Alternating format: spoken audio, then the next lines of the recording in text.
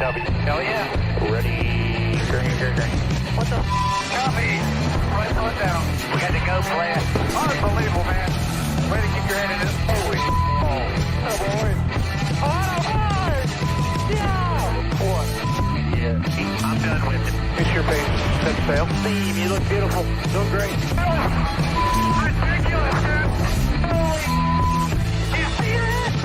Holy cow. Good job, man. Two times, baby. Yeah. Holy crap. Yeah. And welcome back on my channel this week for the NASCAR Weekly Podcast. And before we get into what is sure to be a fun, controversial, divisive, whatever episode you want to call it, before we get into the hot takes, I want to thank a couple people really quick for your contributions before the stream tonight. Amazing support. So first off, thank you, Jimmy, for your first super chat on the channel. It says $100 saying, "Hi guys, I'm a big fan of your podcast.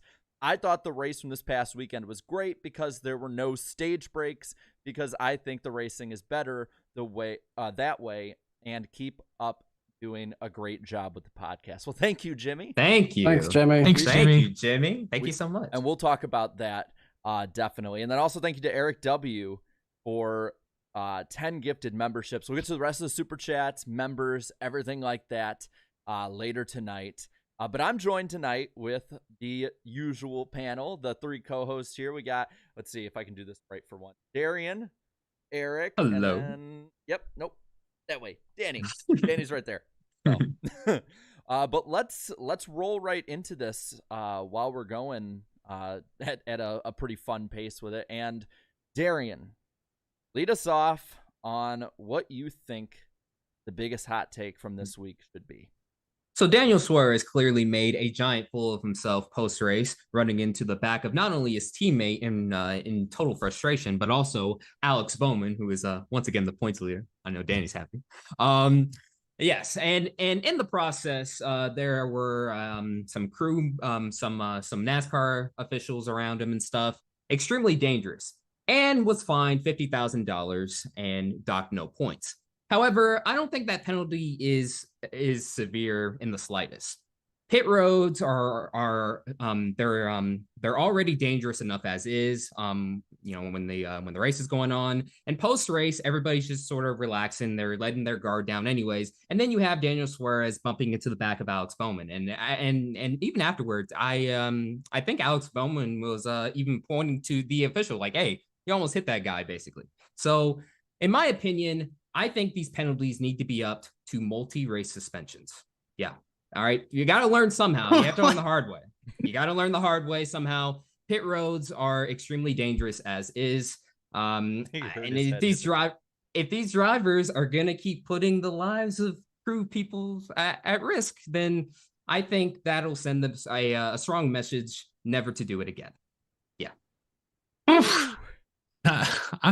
That's hot. I'm not sure you actually believe that one, Darian. I feel like that I don't know. This is a hot take segment. Oh my gosh. All right. Well, I'm going to make sure I keep my take with at least grounded enough in reality to where I think this is clearly defendable. But okay. Tyler Reddick wins this weekend. It's his third road course race in like the past year.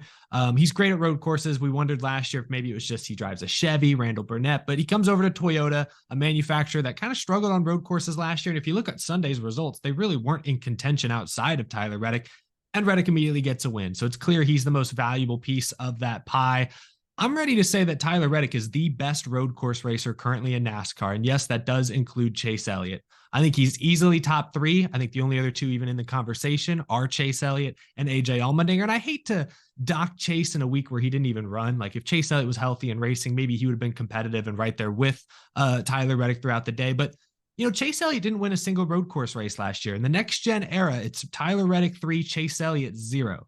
Tyler Reddick, I think, deserves all the credit in the world. He withstood every single restart, every push, every pile into turn one. And he, even on that 3-stop strategy, was outpacing the field before all the cautions. So I want to give Tyler Reddick a ton of credit. Right now, he is the best road course racer in the NASCAR Cup Series, and I don't think there's any question.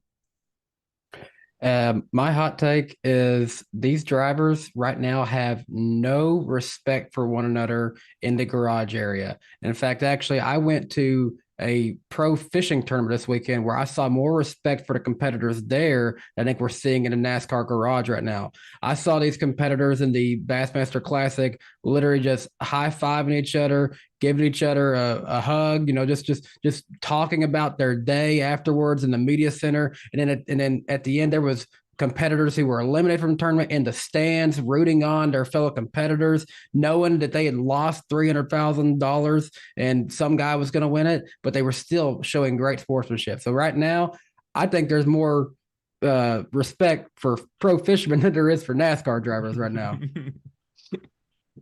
Well, I don't know exactly which one. I have multiple ones that I have to choose from. So for me, that's always been the hardest part every week is choosing which hot take I'm going to go with. But we kind of talked about, you guys talked about the etiquette, talked about, different drivers. And Eric, you talked on one side of the coin about the good with Tyler Reddick. I'm going to talk on a different side of it and say this. I think Tyler Reddick still has a lot to prove. Yes, he has 4 wins in the last 25 races. 3 are road courses. 3 of those are road courses. 1 of those is a Texas race where it was just basically musical chairs up front while people got eliminated as the night went on. I think Tyler Reddick is easily a top 10, borderline top 5 driver consistency-wise. I think he is a driver who, given the position, especially with COTA in the second, or not COTA, Charlotte Roval in the second round, should be, I would say, a lock, honestly, with the speed he has in general, even after a slow start for the round of 8. With the talent in general. But I want to see Tyler Reddick actually come out there and dominate an intermediate track or win at a short track. Something different than the MO that he has right now. Like I said, I think he's proved a lot. I still think to get to that next level, he's got to win at a track and in a race where he just flat out dominates somewhere that takes a lot of a different kind of skill set. Yeah, okay. I agree with that. All right. I still think he's right now the best road course racer, which Well, is a value. Darian, though, I just want to do you really think Suarez should have been suspended 2 races for not the bumping this Bowman? If we're gonna keep it real, maybe at least 1 race. At least 1. Okay, one I could at least maybe You gotta learn your understand. lesson, bro. It's very dangerous, bro. I dangerous. wholeheartedly agree. Especially I agree. after a race, man. I was shocked. So I went back and looked. You remember Charlotte 2014 when everyone was mad at Keselowski and he was mad at everybody? So he runs into Kenseth and Stewart on pit road. He should have gotten a penalty. Well, he got fined $50,000, same as what Suarez just got. No points penalty. And Tony Stewart backs it into Keselowski's car, just destroys the front of the car. In reaction. He only got a $25,000 fine for that. No points penalty. So, like NASCAR, at least they've been consistent on this. But you could argue for sure there should be a slightly steeper. I could argue points. I don't know about suspension, but points. Okay, maybe. Quick question: who won the hot take segment? Darian with a very small 2/3 of the vote. Yeah, wow. He's not just outright, man. Boy, no competition. Once again, I have the most lukewarm take, so I'm fine with that. You're close though. You're in the battle for second, sort of. Danny delivers in the chat, says, "Bro, they suspended Josh Williams for basically doing nothing." Not wrong. He's not wrong. You ain't wrong there. No, you ain't wrong there. Well, we'll leave that poll up, and let's roll right into COTA this weekend. Now I'm gonna roll into this honestly a little easier, and we'll get more controversial as we talk about some stuff going into it. But Tyler Reddick getting his 4th win in the last 25 races, most wins out of anyone in the NASCAR Cup Series in this frame of time. I want to pass it, starting off, to the guy who was there. Eric, what was watching Tyler Reddick have that kind of performance in person like compared to, say, us watching on TV? Because I got to see him win the first of those 4. I want to know what it's like at COTA and how dominant I think he looked compared to the rest of the field.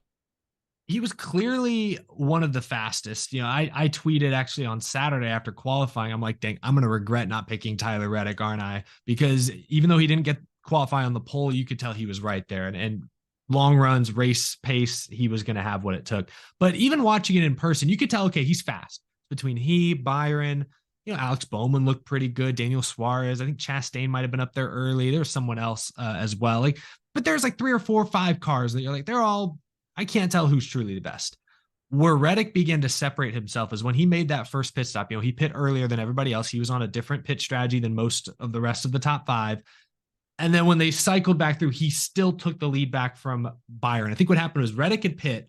He falls way back. Byron pits, and Reddick comes out ahead, of course. And then, Reddick pits a second time. Reddick's on his second stop. Byron's only made 1, and Reddick is still passing Byron on the racetrack. It was at that moment, I want to say that was stage 2, that I was like, okay, no, this is Tyler Reddick's race to lose. He's clearly got the best pace. It's going to take a bunch of wacky restarts or a weird strategy play to beat him. And that was eye-opening. So no, he was dominant. I think the crowd, at least where I was sitting in turn 1, was kind of I don't know, they're very moderate. They didn't really have a favorite, but I think by the end of this race, most everyone was pulling for Tyler Reddick to seal the deal, just because they'd seen how fast he was, and they didn't want all those late race restarts to cheap him out of a win.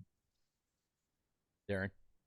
Yeah, Tyler Reddick, man, just early on, I'll admit, I kind of sort of jumped the gun. First 3 races of the season, I'm asking, what's going on here, man? We're came over to this team. I figured you would be solid out the gate, but clearly just needed to take his time. And also, he's known for having some hard luck every now and then. So it was great to see him finally get his first win with 23-11, and just to hear Kurt Busch getting choked up in the during the broadcast, that shows you that he still has a strong fabric within that team. It was sad to hear that. Yeah, it was both sad but then heartwarming at the same time. At least that's the vibe I had gotten. But you know what? Like he said, the 45 team is in good hands. Indeed. Fourth career Cup Series victory. 3 of 4 coming on road courses. So yeah, like you said, Eric, earlier. He's won 3 next gen road course races, so you can make a case for him being considered the best one too. And against some pretty stout competition. Once Chase Elliott gets back, Kyle Larson, AJ Allmendinger is supposed to be the road course king, right? But no, it turns out to Tyler Reddick, he's in that talk. He's in that conversation. So yeah, Tyler Reddick finally getting the monkey off of his back, first win of the season. How will he do for the rest? The last 3 races, he has certainly turned it around, multiple top 5 finishes, including a victory. If he keeps this up through the rest of the first quarter of the season, I'm not going to go ahead and say, championship right away, but it's definitely a solid team. He's on pace for having a solid season. 3 straight top 5s. They've turned it on. They've turned it on. After a bad season, also they were as low as 38th in the points. Yeah, remember that. Well, Danny, what do you think? What has Tyler Reddick proven anything to this point that he hadn't before going over to 23-11? He definitely proved that road course skills is definitely something that he's got down pat at this point. It don't matter if he's in a Chevy or Toyota now at this point. He's proven to us all that, hey, if you don't go with Tyler Reddick, then you're sadly mistaken here, bud. All of us. I don't think I'd have to check, and I have it right on me. I don't think any of us picked Reddick. And you know what? Hey, shame on us. Hey, what fools? Yeah. How foolish of us not to even consider him? Yeah. Looking back, but no, I gotta say I have been very impressed at the turnaround they've been able to do, and it's crazy to me though. Every year, and maybe this can kind of lead into what we can talk about next. Every year, 23-11 has this kind of inconsistent start, and now we're seeing it inconsistent in different ways. We're seeing it inconsistent where, and I'll pop up the points in a moment here, but we're seeing it where you have one driver who, after a slow start of bad luck, is still fast and competing for wins like that team was at the end of last season. Then you have another driver who is just sort of stuck in neutral.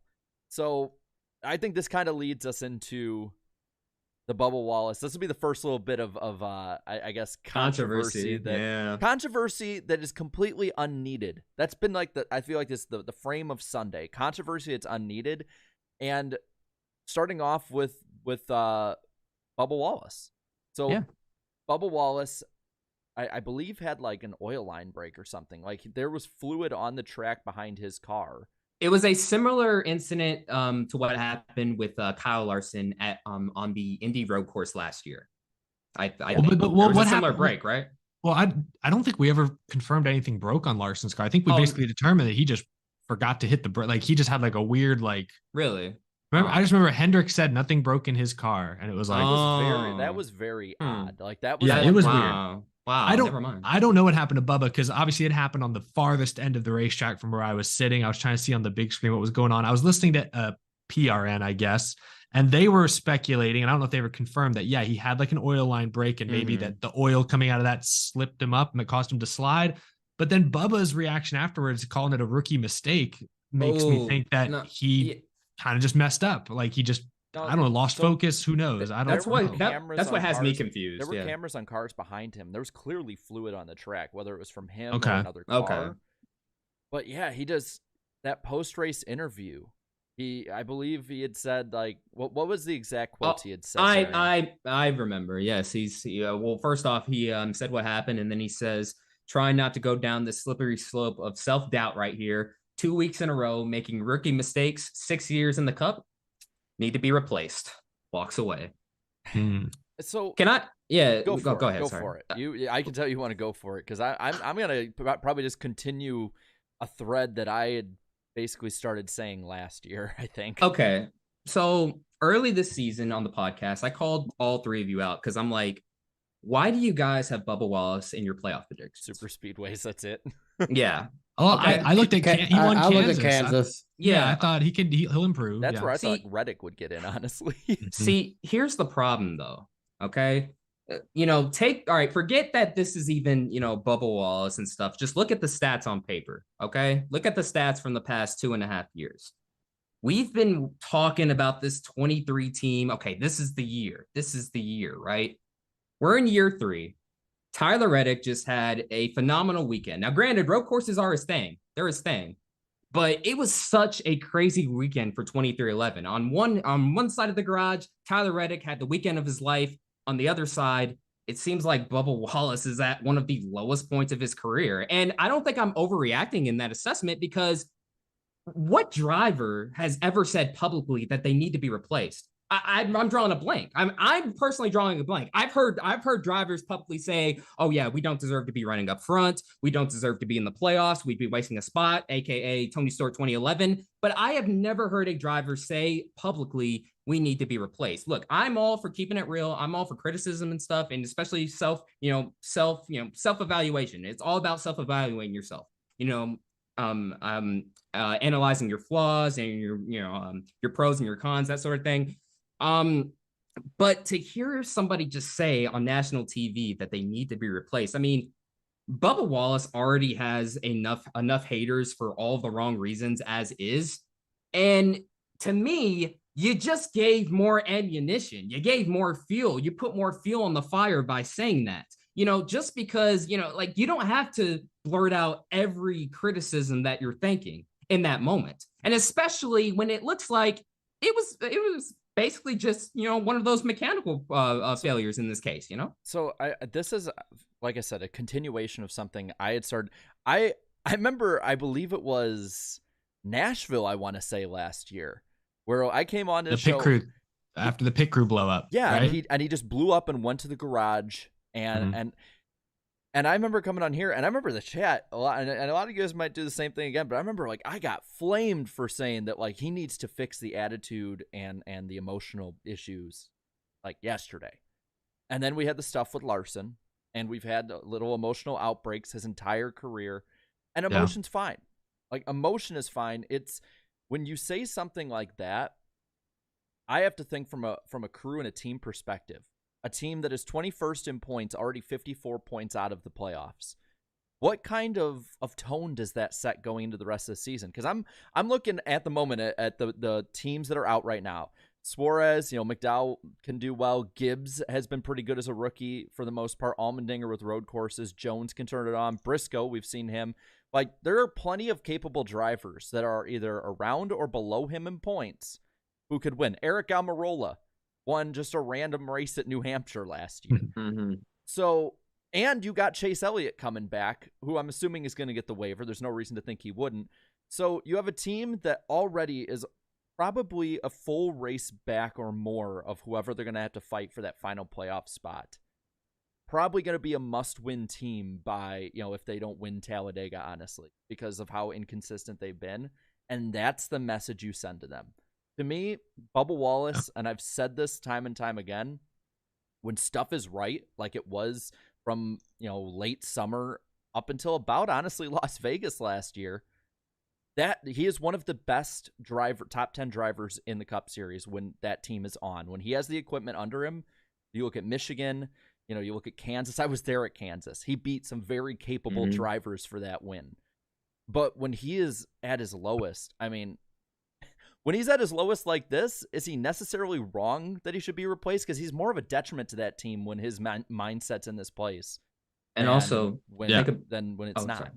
And also think about this too. I was thinking about this as well, because not only are you giving the haters more fuel when you're saying you need to be replaced, aren't the higher ups watching too? With 2311 and Toyota, look, Toyota, they have a lot of talent in the pipeline. Okay. I'm pretty sure there are some guys looking at that 23 ride going, I could really do good in that ride, whenever it's available and stuff too. Now, Bubba did sign an extension through, 2024? Let's be honest. Bubba Wallace still is a marketing machine. I don't think they're going to get rid of him unless he's still he's still a marketing machine. I get it. He's obviously going to keep bringing in all the sponsors and stuff. Definitely for sure. But again, at some point, the higher ups are going to ask okay, what have you done for me lately here? I know you're bringing in sponsorship, but what about the on-track performance? Look, Bubba Wallace is a Cup Series talent. There's no denying that. He deserves a ride in the Cup Series, okay? But where he ranks among the Cup Series drivers, that's up to you. I think, like I've said before, Bubba Wallace's ceiling is a Clint Bowyer type career where, he'll win some races here and there, get some good finishes. But like you said, when Bubba is down, he is down and out. Well, he's a detriment to his team when he's down like this. You've heard him over the radio when, how do you want us to fix the car? No response. You gotta communicate with your guys here. It's damn near sabotaging your day, even if it's gone wrong. Someone in the chat said Bubba is Danica 2.0. I don't agree with that at all. We're not gonna do that. Yeah, we're not gonna start with that. He's won 2 races. Two races is no slouch. Yeah, 2 races is no slouch. And Bubba has won 2 of 2311's 4 races, so he does have the most wins in team history. I've been at both of his wins. Yeah. See, so look, I'm not saying it's totally over for Bubba Wallace, but dude, you need to turn around quickly here, or it could spiral out of control. Danny, what do you think on the Bubba front? Because it feels like this is just a constant cycle we go through. It's does really well, has something go wrong, does really bad, gets down on himself. It gets old real fast. It really does. But at the same time, it's we know he's capable of doing better than this. So we're just waiting to see him eventually be better than this, basically. So I don't know what to say about Bubba, really. I wish him nothing but the best, and I wish he can get his mental game there right. But I know he's a good race car driver, and I think everyone does. Even his haters have to admit when he's good at times. And right now, we're just not seeing the best of him. That's for sure. It just comes down to, I kind of echo everything you guys are saying, but it's ultimately, to be a professional athlete, you have to be mentally tough. Mental toughness, emotional resiliency, that is a skill that most of the best professional athletes are good at. They don't get too high, they don't get too low. They're very even and consistent and driven week in, week out, day in, day out. And Bubba Wallace is not that way. And he's been showing us this for years. Off the top of my head, I wrote them down so I wouldn't forget. Off the top of my head, I can think of at least half a dozen small outbursts of his, from wrecking Kyle Busch at Watkins Glen. Remember when he right-reared Kyle Busch at the Glen, splashed the water on Alex Bowman's face? Remember when he admitted to intentionally spinning out, I think at Texas? Why'd he do that? It's just dumb. The thing last year with his crew, where he blew up at his pit crew, stopped talking to his team at Nashville, forced the team to make a change. The Larson incident at Vegas. Here I thought, it's been a couple years since the Bowman Water thing. It's been a few years since he spun Busch. And Maybe then he's win. getting better. And then boom, back to square one. And now this at COTA need to be replaced after what, again, we don't really think was necessarily a driver mistake. It didn't look like it. Yeah. It's just, if he doesn't have he has shown absolutely no improvement, no growth in the 4, 5, 6 years he's been in Cup, something like that. He's shown absolutely no improvement on the mental side. And I think that's going to stop him from being a champion. It might stop him from being a playoff driver, at least consistently. And that's a shame. What blows my mind, you have Michael Jordan right there, who is one of the toughest sports minds in all of sports history. Yeah, what all did he go through in the NBA, I wonder? And I just thought about this too. Like, do you think Jordan's gonna like that? I mean, this is his brand he's attached to. I mean, one of his guys is like, I need to be replaced here. It might sound harsh, but Bubba Wallace's quote that he put out there, whether he meant it or it was heat of the moment or not, that is a loser quote. And that's how Michael Jordan's going to look at it. And you opened yourself up to more criticism like that. If you look back at Michael Jordan's career and how he treated those on his team, teammates, stuff like that, and maybe he's different as a car owner or as, I don't know how he is as an owner in the NBA, whatever, but he's ruthless. And he doesn't, that stuff doesn't fly for Michael Jordan. And he's been at a lot of these races and seems to be, while not maybe as active as Denny Hamlin, still pretty active for a celebrity owner, as someone who, from what it sounded like and looks like, really actually cares about NASCAR and racing in general. And I don't know how that goes over on that side of it. Because if I'm Michael Jordan, why am I putting, it's kind of like you were saying a bit, Darian, why am I putting my money into somebody who is just not mentally tough enough to take the lows? Because there's been plenty of lows that Michael Jordan had. I mean, look at some of his early years and the injuries he went through. It's not like that guy had an easy ride to being one of, or in my opinion, the greatest ever. Like, at what point do, I understand not hating. I'm just saying this is somebody objectively looking. At what point do all excuses kind of stop for people? And it's like, okay, put up and not actually, have these kind of reversions back. Well, yeah, that's what I've been saying for a while. I mean, I've covered Bubba Wallace since the very beginning of my channel back in 2018, right from the very beginning of his Cup Series career, right? And, like you just said, Jerry, at some point you have to put all hopes and dreams aside and just look at the facts.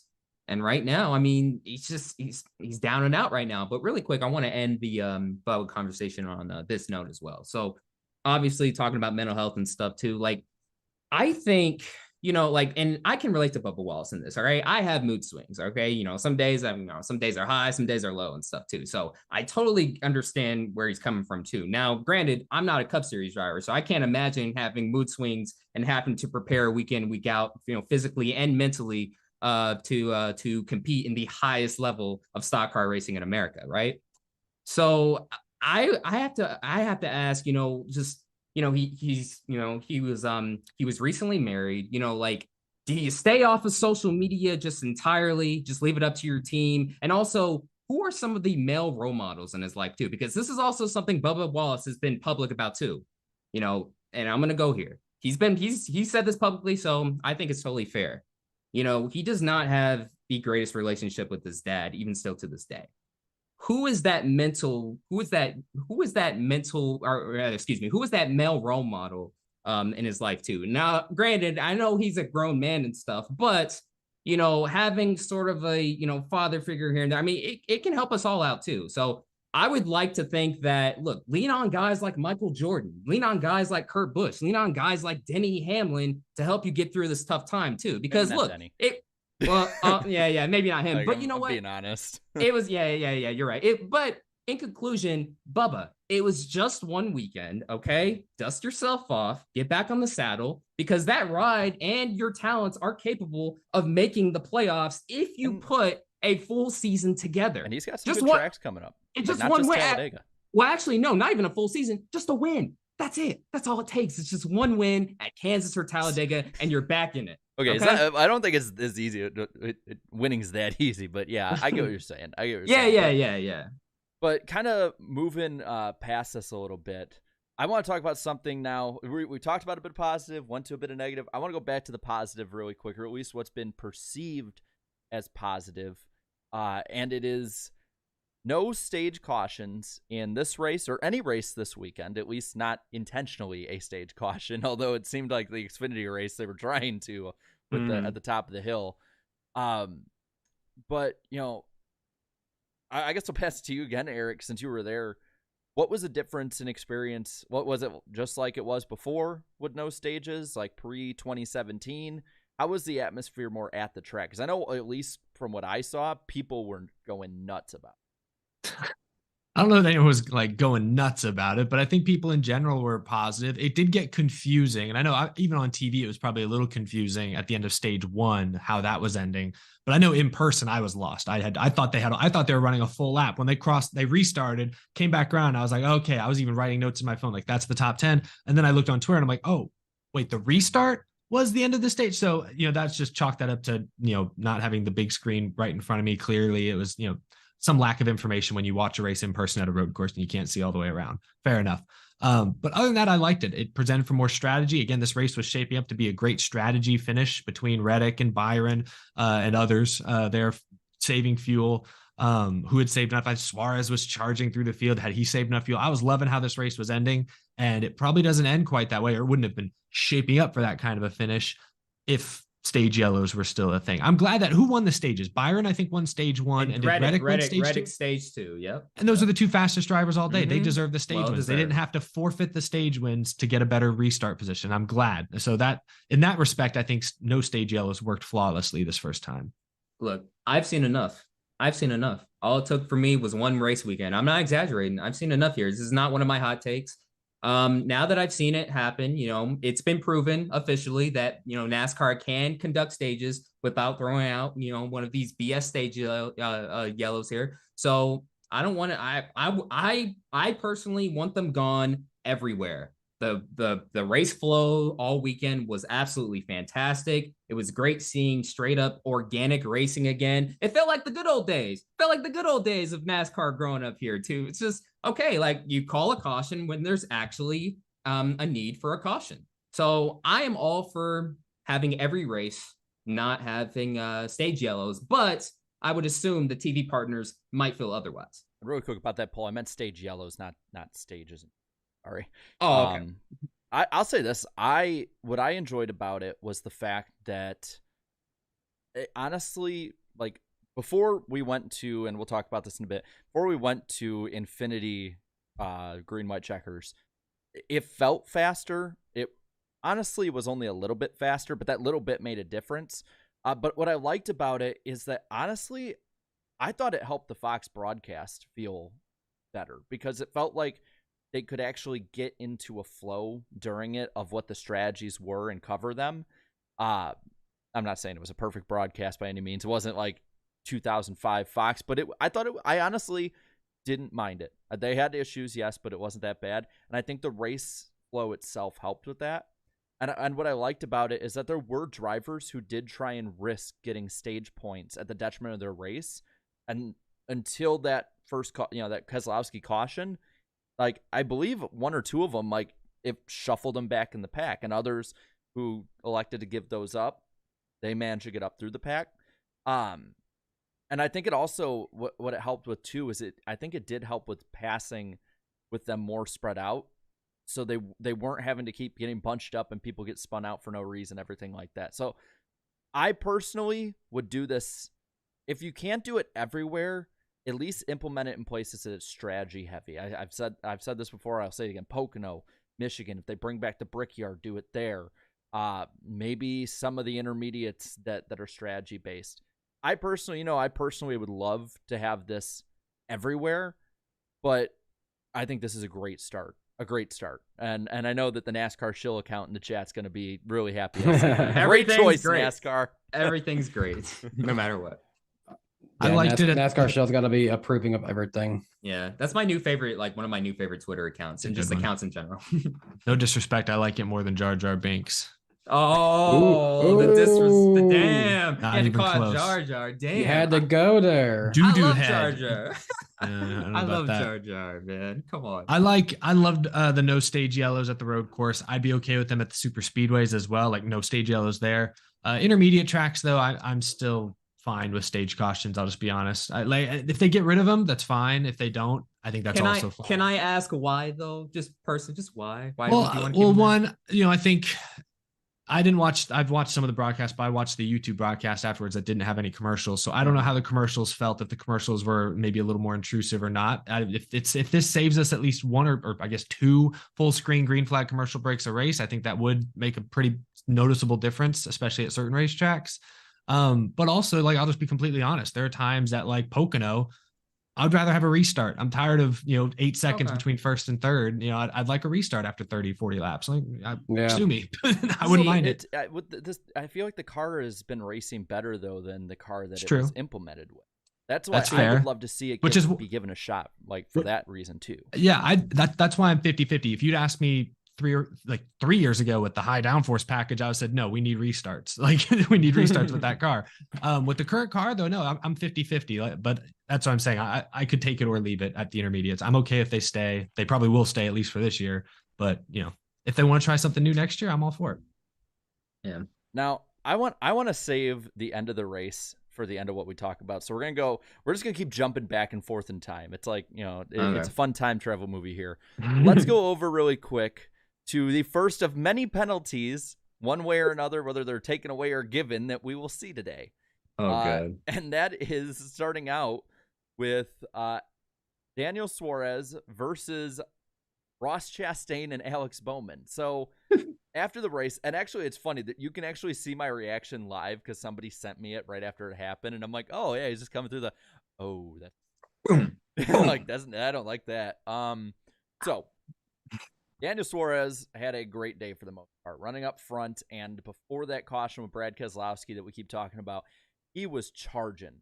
Based on what they said in the broadcast, he was the only one of the top 4 that was for sure good on fuel. So he knew it. So he's going to race those guys as hard as he can. He gets spun out on one of the ensuing restarts. Forgive me, I don't know which one of the 20 it was. And then he ends up, I think, finishing 28th, I think. I believe. If I wrote it down right. So he finishes 28th instead of what should have been probably a 3rd or 4th place finish. On the cool down lap, charges his ass up the field, nearly hits Austin Cindric in one of the corners, and you can see on the replay, all these drivers have their window nets down, are driving at a slow pace, very just leisurely to the pits. Hits his teammate Ross Chastain out of the way, entering the pits, and then next to an official, nails Alex Bowman in the back.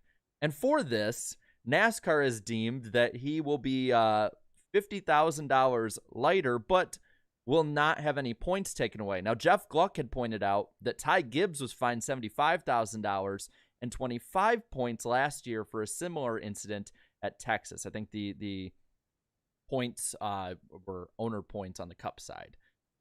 So I'm going to ask you guys this one, and I want to ask Danny this one, as he is the fan of the current points leader that was involved in this. Should Daniel Suarez have been penalized points instead of money? Because he just joked around about it on Twitter, and I'm wondering if he would have joked around about it. What's so funny? If it were 50 points or 25 points or 10 points instead of 50 grand. So I watched that clip back a bunch of times now, and I'm still, I guess it's because I can only see it from that POV of that. I haven't seen it from any other angle. I don't know for sure if what happened. Did he actually go hit Bowman, or he get hit by Chastain and then that bumped him into Bowman? I couldn't tell. No. Oh, well, go ahead. You go for it.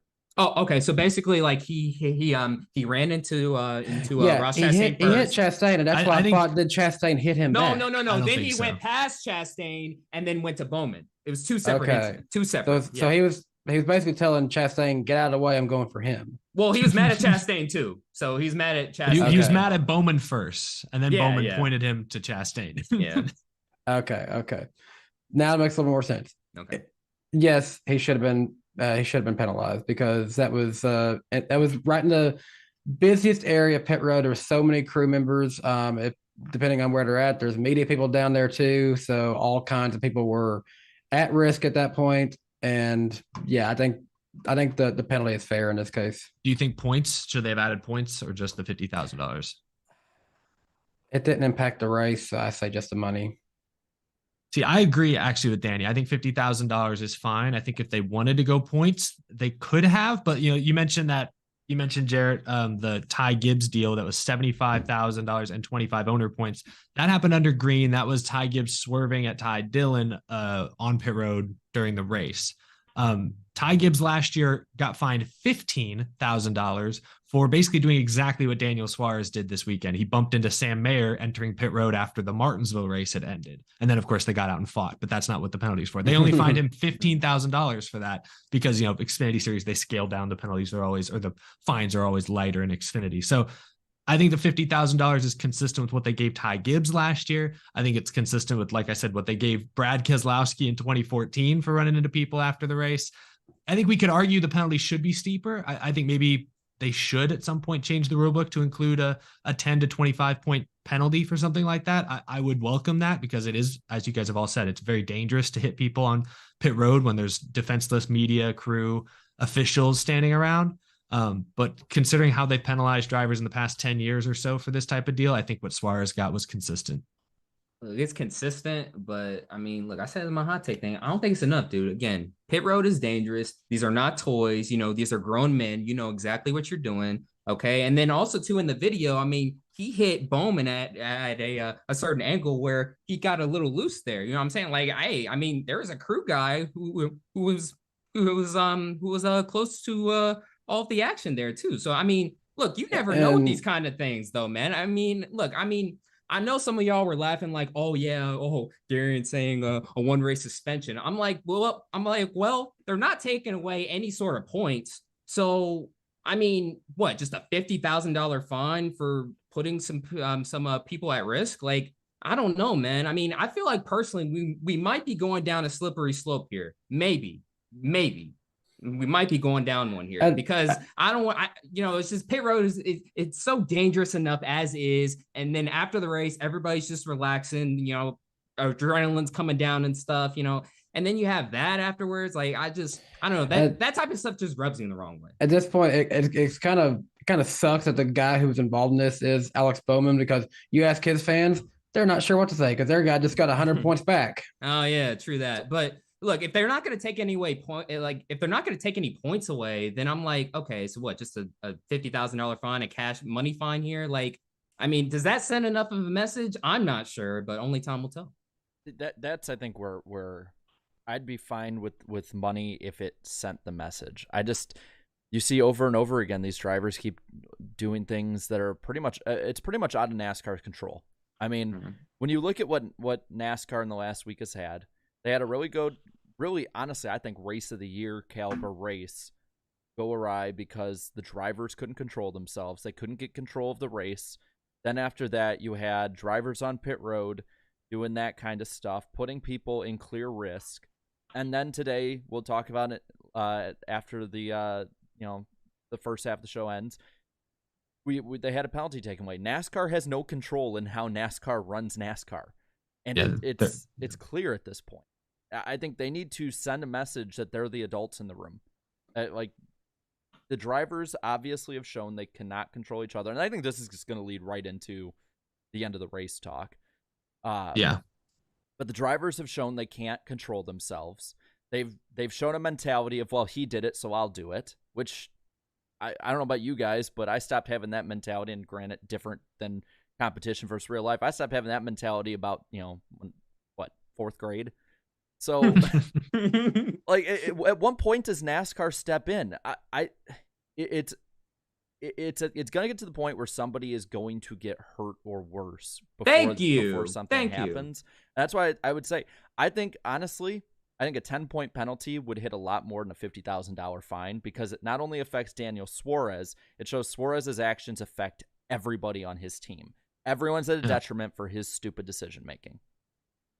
Yeah, I think that's totally fair. They just gotta amend the rule book again. And right, it feels like NASCAR has been too vague with their rules, considering how many of their rulings have been overturned by appeal in the last couple of years. And just to add more context why I'm really riled up about this, it's because, all I'll say is this, 1990 Atlanta Journal 500. That's all I'll say. They added pit road rules there after that race for a reason. Just saying. So if you want to look that up and see what happened, then go for it. I think the solution after this, if you're going to be reactive on top of the Suarez stuff, is in general, no contact after the race. No intentional contact. Like, and they have even if you're telemetry, angry and stuff, even if you're angry too, yeah. Especially if you're angry, you should be able to control it. Yeah. And if you want to even say, hey, on the cool down lap, you guys can hit on the backstretch of Martinsville, fine. But once you are meant to go on pit road, or there are people nearby in a specific area, like that, there has to be a line that they put.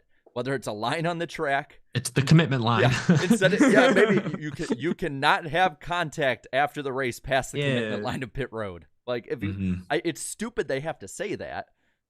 But you gotta tell these drivers like, hey, this is what's gonna happen. These drivers are so emotional. Daniel Suarez had like 25 minutes between when the incident on track happened and he decided to retaliate. He had 25 minutes roughly on ballpark gate because he had a couple of restarts and then the entire cool down lap, which takes 5 minutes. You know, he had all that time to cool off, think with a level head, and he still couldn't. So these drivers, again, and you're right, Jarrett, this leads into our next conversation. The drivers need to be protected from themselves, because they can't be trusted. Well, according to NASCAR, cannot be trusted. But according to one of the higher ups in NASCAR, like, oh, they're all for it. But we'll get into that. According to NASCAR Senior VP of Competition, Eldon Sawyer, I need to explicitly say that title for people to understand why I'm personally against this quote. Because if it was just Joe Schmo from Reddit or Twitter or YouTube saying it, it'd be like, okay, that's kind of dumb, but whatever. You said our DNA for 74 plus years has been aggressive driving. That's how they talked about the end of the race. I don't know about you, but for me, I see a difference between aggressive driving and absurdity. Quick question. Quick question. Sunday hit absurdity. Just a quick question. Since when did being a dumbass constitute for aggressive driving? Quick question. I mean, you can be both, but it's not mutually exclusive. Yeah, but I don't know. That was a bad quote. It was a bad quote. Well, I just think it's an incomplete quote, because I don't disagree with that. Like, NASCAR stock cars have fenders. They're not open wheel cars. You're allowed to beat and bang. Some of NASCAR's greatest moments from 30, 40 years ago included the bumper. You just don't see, 5 wide funneling into tight hairpin turn 1 very often. And, these days when it does happen, it goes bad. Indy road course, COTA this weekend. It's not good to watch. It's bad racing. It's bad sportsmanship. It's something should be done. Everyone's thrown out their suggestion, maybe limiting, going back from unlimited overtime attempts to just 1 overtime attempt. So at least you only get 1 shot to make a fool of yourself. Or do you go single file restarts? They did that at COTA just a couple of years ago in the rain because the drivers couldn't be trusted. Track prepping couldn't be trusted. So they went with single file restarts mid race. I do think that should be explored. Maybe all overtime restarts at road courses go to single file. It's a simple addition to the rule book. You could make that change mid season. I don't think anyone would be that upset. I hate that we have to baby these drivers who are supposed to be world-class stock car racers, but when you have, Ross Chastain flying in there multiple times, Denny Hamlin called out a bunch of drivers on his podcast, called out Kevin Harvick, called out Austin Cindric, called out Ross Chastain for, I think, 1 or 2 incidents. It just gets to the point where you're right, Jarrett. Drivers are making these over-aggressive moves because they feel like they have to, or else they're going to get taken advantage of. That's the culture that some of these racetracks have cultivated. And I think NASCAR now has to step in and at least do something. They can't do just nothing. Because if I don't think Eldon Sawyer truly believes this, but if NASCAR does truly believe that the end of Sunday's race was good, they're crazy. But I don't think they believe that. I think they believe a little aggression is okay. I think they too wish the race had ended a little more cleanly. So I don't know. I hope they make some sort of change, or they at least consider a change. I'd be curious to see if the fans or drivers would welcome single file restarts at road courses. Well, according to the poll too, I see, right now, it's early right now, but I'm all for 1 OT as well, chat. Yeah. I'm all for 1 OT because I voted for 1 overtime because I think that just makes the most sense. Look, if you can't get it done the first time, then you know what? We're done.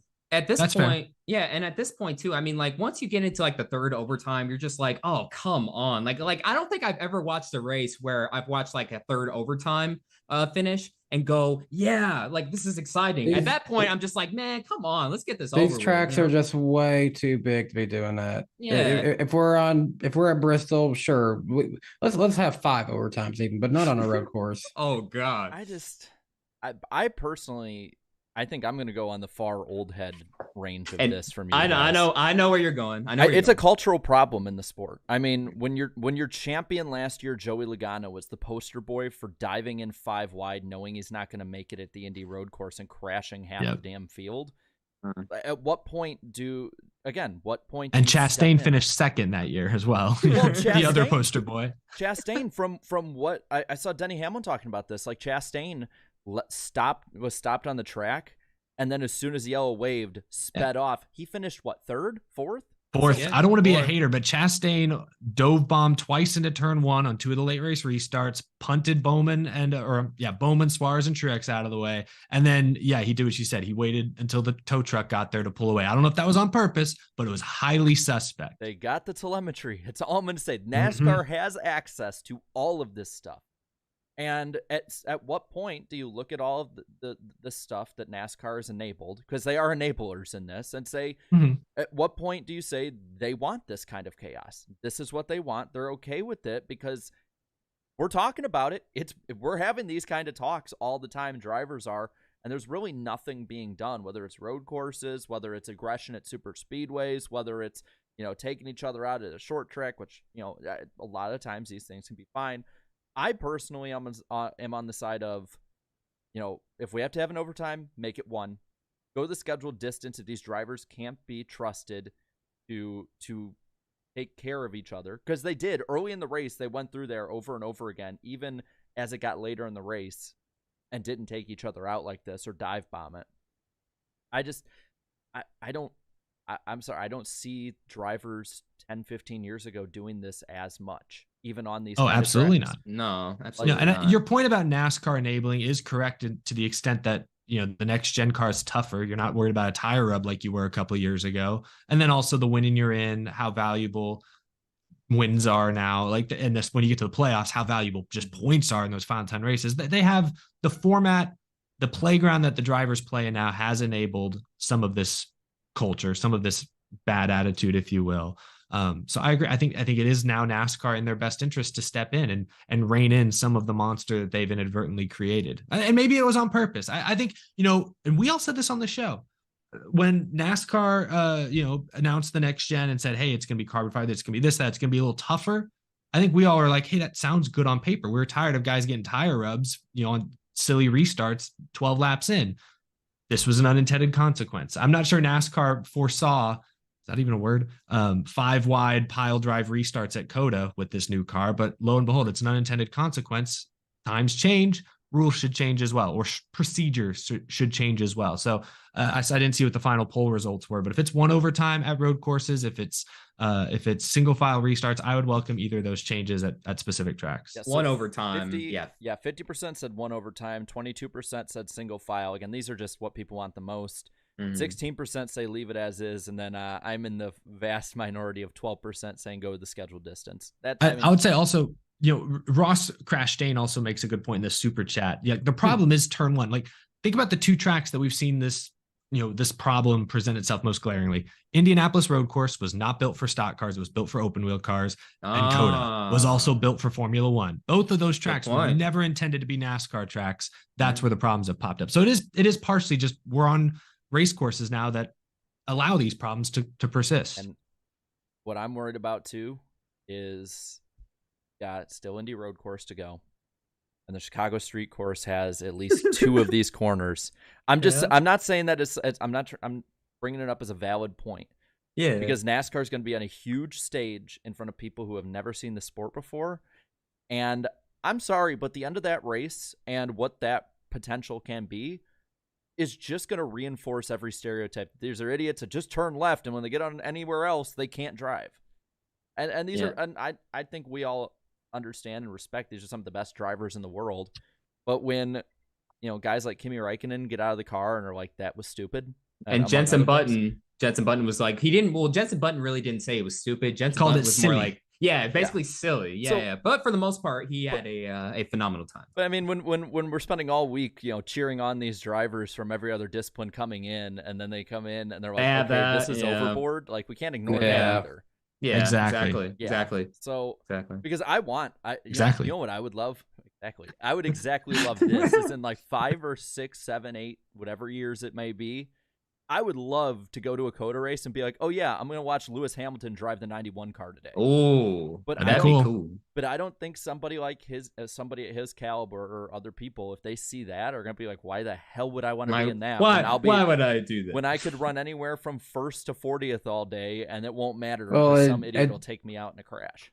Doesn't help that, like, for Jensen Button in his case, his first trip to NASCAR, he's in Rick Ware equipment. So was it the Storehouse prepared? SHRs helped support. Yeah, I keep forgetting that. My bad. Yeah, well, Storehouse Racing, they're not too hot nowadays. Well, anyway, Jensen, but that's true. It's not Eric Almirola was 30th, getting passed by everyone all day yesterday or Sunday. And really quick. I am sorry to you, Blue Jimmy. Jimmy Johnson didn't even complete a lap, bro. That hurt. Complete a lap, bro. Okay, so fill me in on that. I was obviously watching fishing, so I don't know what happened. The two Wyndham Rewards cars got into each other because Brad Keselowski, I believe it was him. There's some cars got together having a mid-off for 30th, and Keselowski spins across the track. And he had a bad day. Jimmy Johnson. He doesn't even finish a lap. He doesn't even. Well, it was tight. Sorry, but that's on. That's on them for even bringing that Pac-Man machine there anyway. So. Oh man, but that sucks though, bro. You didn't even complete a single lap. I think that was a brand new sponsor they had on the car too. I think. Yeah, because I didn't know. They're gonna sponsor the races for him. I think. Yeah. I didn't know they were still with RFK. I thought they just went over there. Well, yeah, they were both RFK cars. Keselowski had a terrible day, by the way. I don't know how many incidents he was a part of, but such a hot start to this year. I was sad that Brad was just so bad. And then Ty Dillon involved in that first lap one crash. That's five. Yeah. Five finishes this year. Yeah, I was about to say you're sad for Brad. Yeah. The sadness is washing out the. Give us some more bars, Eric. Come on. Ty Dillon, 5 finishes. No. It's cringe. It's getting cringe. Stop. Of 30th or worse. No. Hey, but I pointed out in my video where I reviewed rookie season so far, and Noah Gragson, as much as I gave him like a lower grade, he's still doing much better than Ty Dillon. So and shout out to Noah Gragson too. There were some parts during the race. Yeah, qualified well, ran inside the top 10 sometimes, just not based off of strategy, just straight up speed. So Brad finished 14th. No, he did not. Brad did not finish 14th. No, I have him. I have him on the screen 14th in the standings. Oh yeah, but I was gonna say, okay. I can double check. I'll look up where you finished. You guys can move on. Brad just needs every race to be Atlanta Motor Speedway. So. No, watch, he actually did finish 14th, and we're the idiots. Larson was 14th. That's what I thought. No, where's Kes? Okay. I'm still scrolling. I am still scrolling. Oh, if you're still scrolling, that's not a good thing. To the back. He finished 35th. That's not 14th. 35th is the new 14th. Whoa. Told you, having a mid-off for 30th. Well, if 30-something is the new 14th, I guess lock up Cody Ware for the championship. Yeah, something like that. For the playoffs, right? But yeah.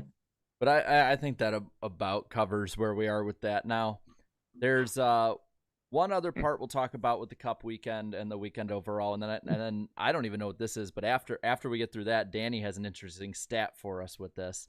But looking at the ratings for this past week, we got a 1.81, so 17% off 2022, 3.129 million, 16% off last year.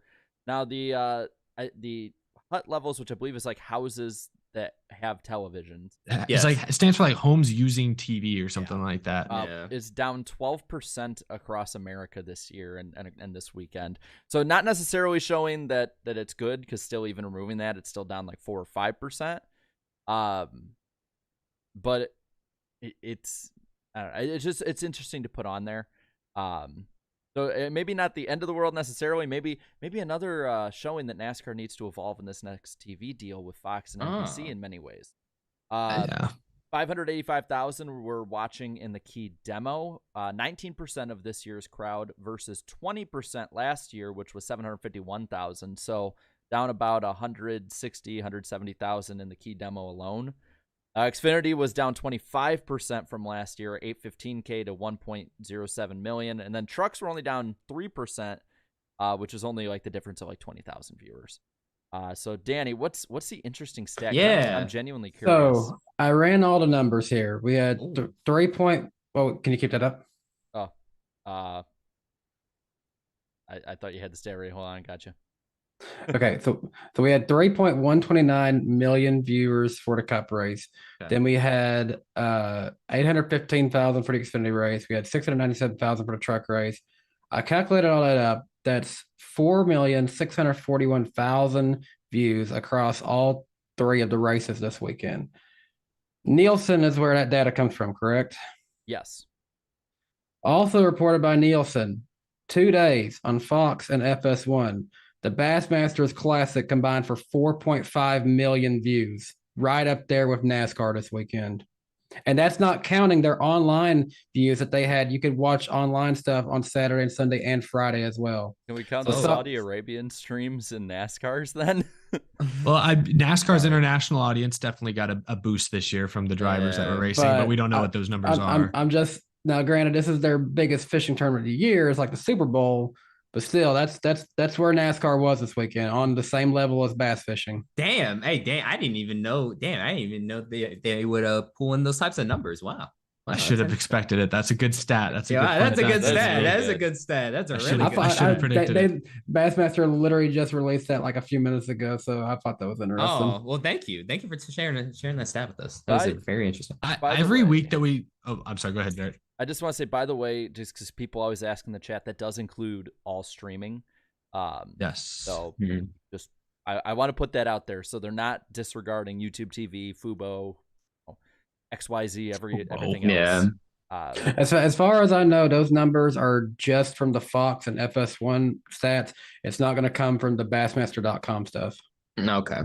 Well, Where's in Eric? I was just talking about the numbers because they've been down like 10 to 15% basically since Chase Elliott went down. I do think he's responsible for 5 to 6% of that, but even with Chase Elliott out, we're seeing significant decreases compared to the last few years that have been pretty flat, if not slightly up even.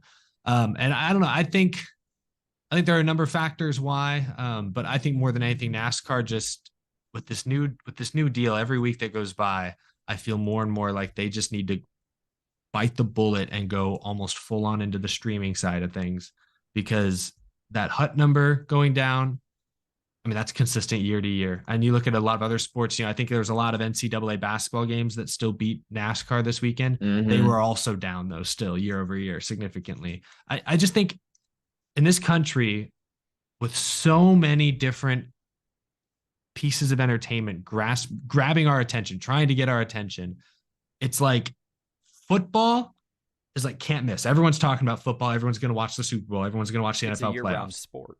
That too. That too. Well, it dominates the headlines year round anyways. Every sports show, podcast still talking about football in March, May. It doesn't matter. Yeah, they force them to talk about USFL. I just think so many other American sports, because you see baseball's ratings in America are very iffy lately. Yeah. Football classic, like Japan, I saw a crazy stat that something like 96% of TVs in Japan were tuned into the Japan versus either USA Japan or a different game. Like, that's insane, but that's Japan. NASCAR's not going to break into Japan anytime soon. So I just look at this and wonder if NASCAR should bite the bullet and commit to a streaming platform and hope that eventually gets the young audience that they need, because it's clear older audience is dying off. They're not currently getting the young eyeballs to replace them. I just think it's going to take something radical in the near future. They can't keep doing what they've always done. What they're doing right now and what they've done for the better part of 20 plus years is not good enough. They're going to have to change it dramatically. Well, then I think part of it too you talked about Japan, how many were watching. When you look in person during the World Baseball Classic, one of the things that I noticed was like, you look at like the Dominican Republic, like the Dominicans that were there, the Cubans that were there, like the baseball is hugely atmosphere. international. But the atmosphere on top of that, there's an electric atmosphere. I mean, they filled up Marlins Park. When the hell has that ever filled? Like, it's been a while, So- if not ever.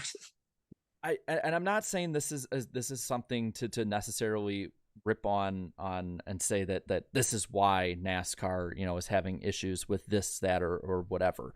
I think this is more of saying as a way that maybe NASCAR needs to shift things up too.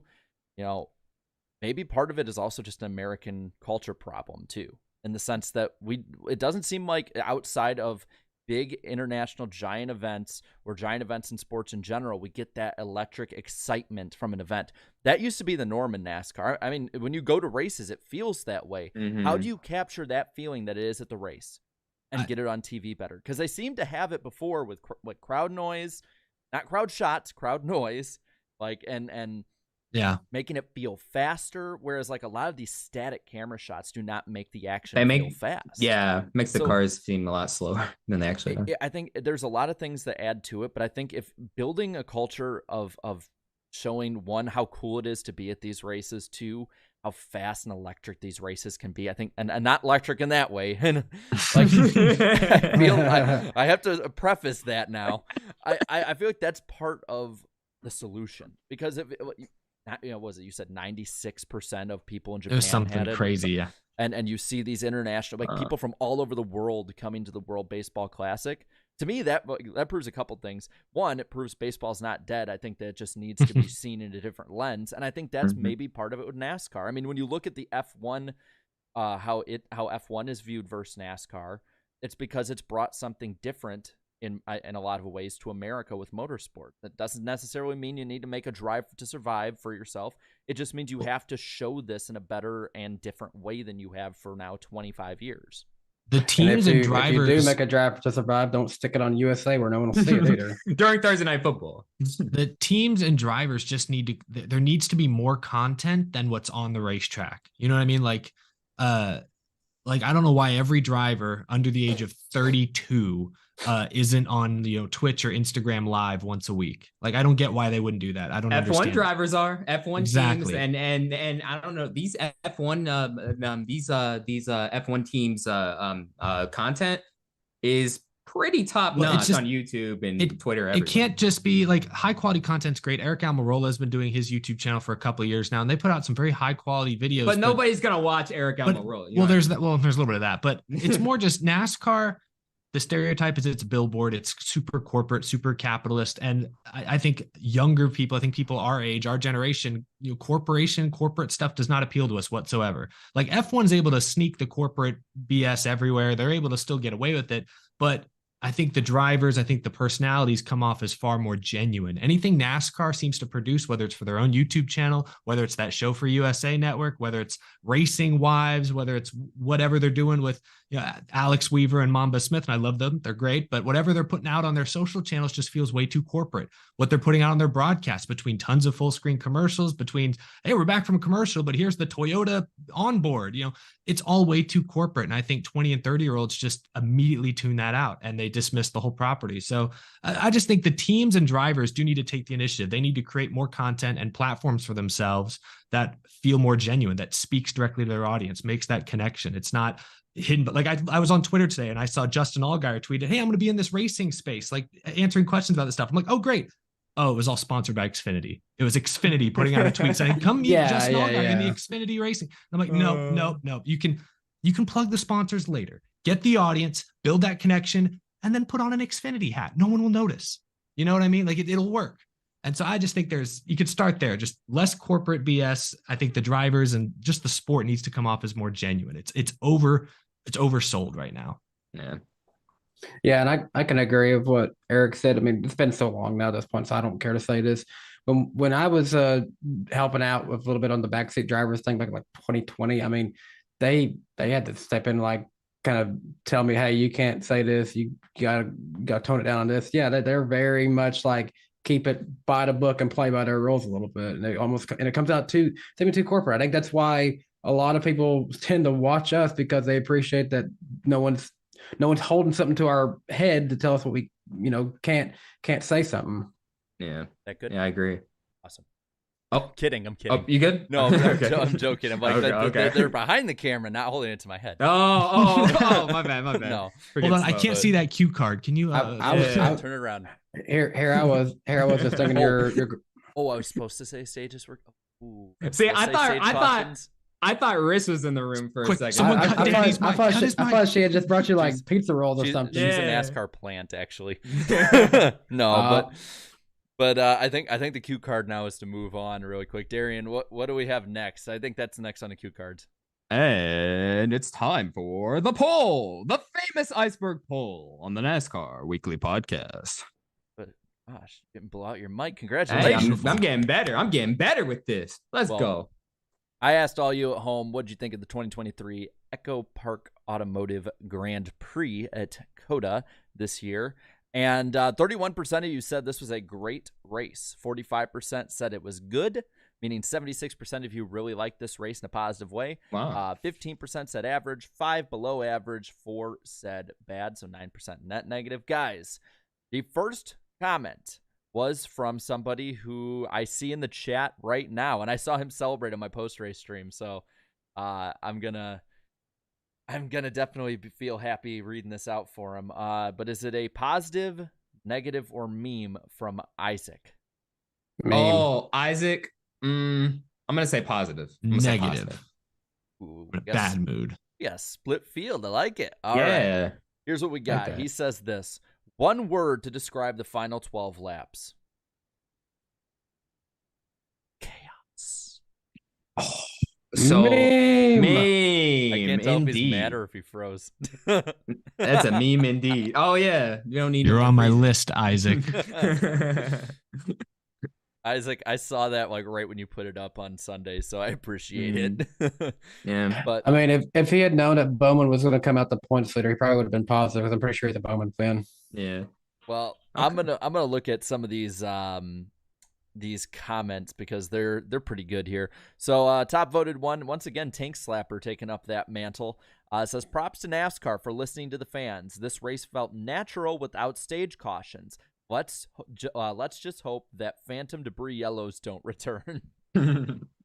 I put out a funny tweet, and I had to actually preface right away that I'm like, no, I didn't say the caution was unwarranted. I'm just making a joke because I've completely forgotten. It's left my mind that it's been like 7 years, and there's been a whole new group of fans who don't understand the inside jokes. They don't get it. They don't get And it. I said, what was it? I said, you see, kids, before stage yellows were a thing, these were what stage yellows were, debris cautions. And people were like, that caution was warranted. I'm like, that's not what I said. That's not what I meant.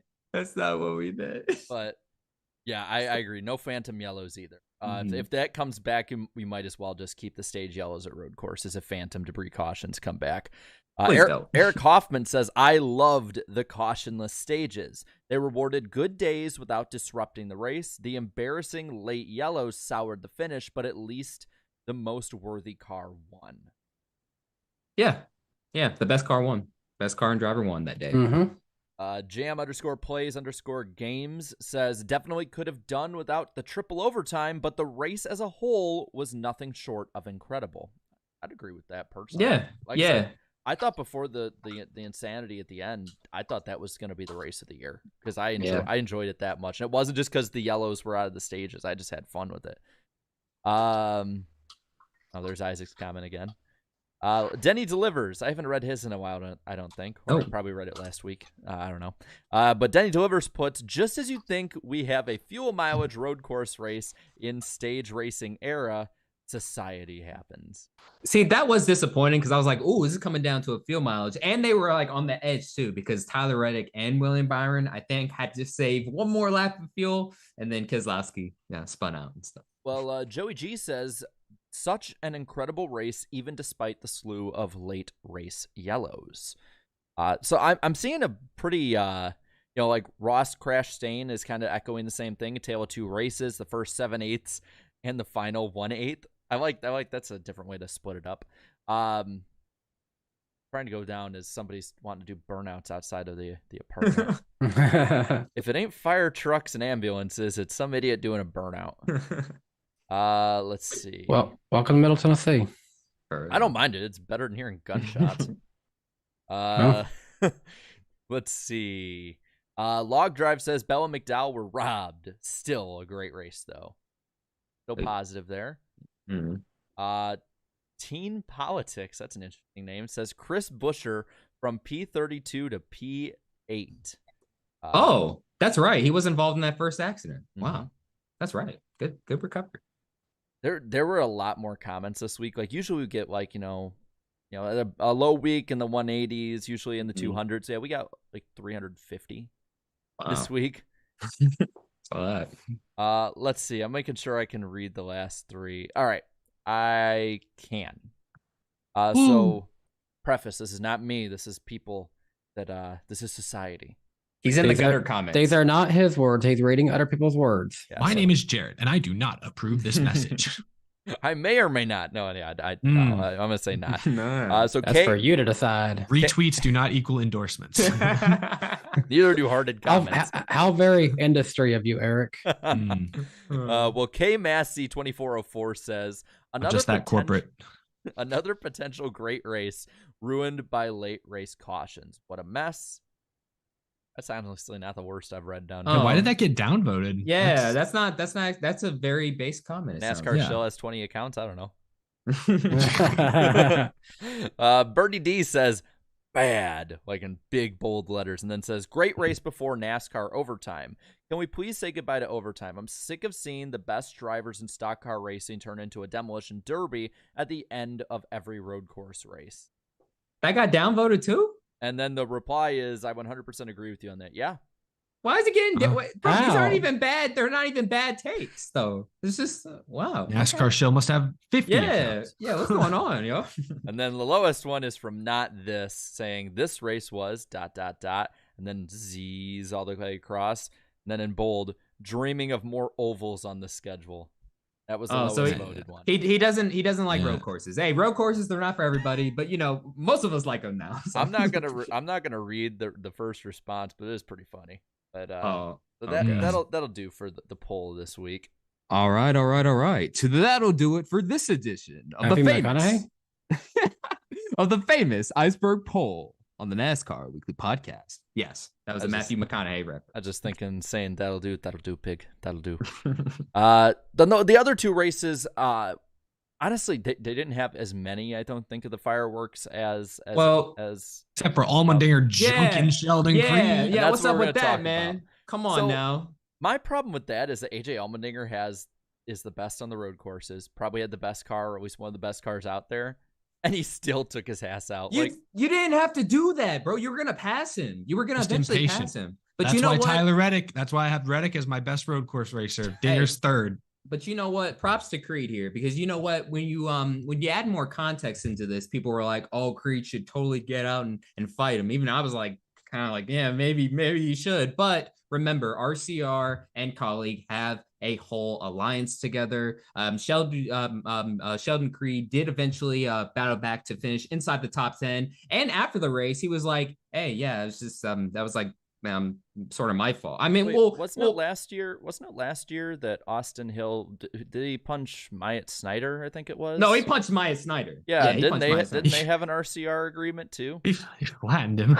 Oh, Just saying. I mean, he sent good him to point. the No. Shadow Realm. Like, that's a good point. I think at least a Jared, Have we seen conversation- Myatt Snyder since then? Is he he races around? part-time. He races part-time for Joe Gibbs. But Jared, okay, you got me. You never mind. Oh, that's right. I completely forgot about that. Well, anyways, look, Sheldon Creed is just extremely chill usually anyways. So he was just like, yeah, like I don't know. It felt like the fans were more angry about the incident than he was. I felt like, but you know what? Maybe he might give him a payback next time he races in Xfinity. It's just frustrating because It is frustrating. Yeah, he's better than that. I don't know for sure. Can't think of anything off the top of my head, but I feel like Creed, this isn't the first time he's been used up by someone. And I don't know. I just look at that and I think Allmendinger's not a full-time driver in this series. He's Remember clearly Kyle faster than- Larson. Remember Kyle Larson last there you year. go. Yeah. So I just feel like at some point Sheldon Creed's got to stand up for himself a little bit more. And Allmendinger, he's the best driver in that race, one of the best cars. He was going to win either way, but it just looked like he just missed the corner and just took him out. I don't think Creed did anything wrong. But, so I just think Sheldon Creed, he's being upstaged by his teammate week in, week out. At some point, he's got to stand up for himself. He wasn't going to win this race, but he was going to finish top 5, maybe top 3, and that would have been huge for him. He needs those points. So I didn't even go start a fight, but he needs to do something, or else he's going to just keep getting used up, I'm afraid. we love fights. But you know what I find funny about this? I believe one of Sheldon Creed's biggest mentors coming through the ranks was Robbie Gordon of all drivers. So you would think that he would learn like, some of the other extracurricular activities. But you know what? He seems to be a very chill driver. But yeah, I agree, Eric. He should start to defend himself a little bit more here, because if you don't, we've seen it time and time again in this era of NASCAR, these drivers will use you up and not think twice about it. Oh, it gets worse in Cup. Yeah. But So. one other thing that I wanted to point out from this race, and we've talked bad before about this driver, and I feel like we might be overdoing it at this point, talking about how good the streak is going. But give him his flowers. Riley man. Herbst had another top 10. Yeah, Is that every race this year? Every race he's won this year. He's not sucking. Hey, no, I might have race, the Daytona 500, like cup race top 10, Xfinity races top 10, top 5s, like even the end of last year. Good on him. Like, you know what? I might have to update my whole Riley Herbst experience video, revisiting Riley Herbst, because he's really doing good. He's doing great. He is second in the regular season standings currently. There you go. In the Xfinity Series. Hey, give him his props, man, because look, for years, you know, we make fun of drivers here and there and stuff, some more than others, and he was one of them. But, you know, he's doing good for real this time, though, you know, and way better than Cole Custer. Cole Custer, to me, is the biggest disappointment in Xfinity so far this season, in this very short season. But Riley Herbst, man, there's still time. Give Cole some time. We'll give him some time, but right now, Riley Herbst is the man. He's the man over at SHR. Funny, that's probably what they said in SHR development meetings for the last 3 years. Hey, I had to. Hey, Jared, you're gonna love this. A 6.7 average finish. Ooh, you get the reference? Ooh, yeah, I like that. Yes. I might need to get a tattoo of that. Yeah. Moving on, one last race to kind of just go over for a moment. Zane Smith, back-to-back, winning. I believe the 38 has won in the truck race every time at COTA, right? 2 years in a yeah. With Todd Gilliland and Todd Gilliland. Oh yeah, we were there. Yeah. And then 2 years in a row for Zane Smith. Yeah, I forgot about Todd Gilliland. Wow, that is wild. To quote Seth Rollins' theme song, "Burn it down." That's what he did. Oh boy, I don't think he meant to burn it down like that, but hey, it happened. So I just hope they don't ban burnouts whenever they have the mud flaps on. That would suck, you know? Yeah, that would suck. Like I saw some people talking about that, and I'm like, I get why. Why don't we just have a NASCAR official quickly go out there and be like, yep, they're the right size, take them off, burn it down, buddy. And really quick, this is from Spencer in the chat. Locales of the week goes to Darian, Jared, and Danny for picking Alex Bowman for trucks, and Bowman ended up DNQing because of a flat tire in qualifying. Hey, I always pick the winner of the Xfinity race. I picked 3 of the 6 Xfinity races correct so far this year. Well, hey, I did pick Bowman for the Cup race, and I think he was the highest finisher of us. Yes. Yeah. Wow. Okay. Zane Smith, though, he's leading the points as well, just barely over Ty Majeski. Quietly, he's second in points in trucks right now. But 2 wins in the first 4 races for Zane. That's very impressive. A very interesting weekend for Haley Deegan because she was running up front during some parts of the race, but she ran into a lot of other drivers, like 3 to be exact. I think she ran over 3 of them. But I mean, this is becoming respect according to her. Yeah, that's what I'm saying. So I'm like, wait. This is becoming very common, though. Yeah, but I was just about to say that too, Jarrett. So like, you've been public about Truck Series drivers racing with no respect all week. Take out this week leading up to it. She was doing interviews this week leading up. That's where it came from. It didn't come out of nowhere. It didn't come from last year. Oh wow. Well, I didn't even know that. Never mind. Then that makes it even worse. That makes it even worse, man. So, oh my goodness. Yeah, get it together, bro. Where'd she finish? 13th? I think so. She was top 15. Decent finish, but don't be running people over. At least she's being aggressive though. It just needs harness it in. It just need to be tamed. It needs to be tamed. No, 16th. My bad. Raja was 13th. Good for him. Nice. Okay. Yeah, not a bad run for him. But yeah, I think after an extensive conversation, that pretty much covers the COTA weekend. Good Lord. Yeah, that was a lot. That was a lot to go over. And I have the timer on my end, so I can just sort of roll on in at the moment on the first of 2 tonight, the shortest of the Super Chat stage breaks. And no, we will not cut them out, even if NASCAR did this past weekend. But I got my stopwatch ready. Go for it. All right. So starting out with Isaac, first in the chat, first in Super Chats for 199. Ty Dillon with a 32.83 average finish. Has a worse average finish than McLeod with a 31.6. So interesting stat there. Then Eric W., thank you for the 10 gifted memberships, and everybody who's become a member, thanks to that. And thank you to Spencer for being a member for 21 months. Can 2K come over to NASCAR, please? Better than motorsport games. Hey, I love WWE 2K23, so please. And we'll talk a little bit about that later on. Henry left a $2 super chat for Eric saying, Eric, you are the bomb. Oh, thank you. It's nothing for a member for 6 months had left a comment. Josh Williams's new sponsor, or gets a new sponsor. Let's go. And what was it called again? Like parking guidance or something like that. Yeah, parking guidance systems. I think is right. Oh, it's perfect. Parking system. That's perfect. That's perfect. Brilliant. Napa Racing Fan 927, thanks for the 5.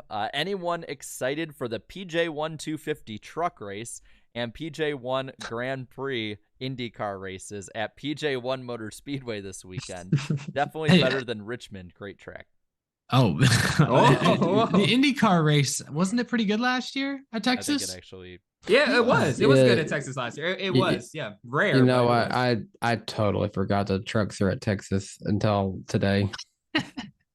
Kevin left a 5 in the chat saying, like I've mentioned to Iceberg on Sunday, the final laps of COTA race were more of a nasty derailment than the train wreck in East Palestine.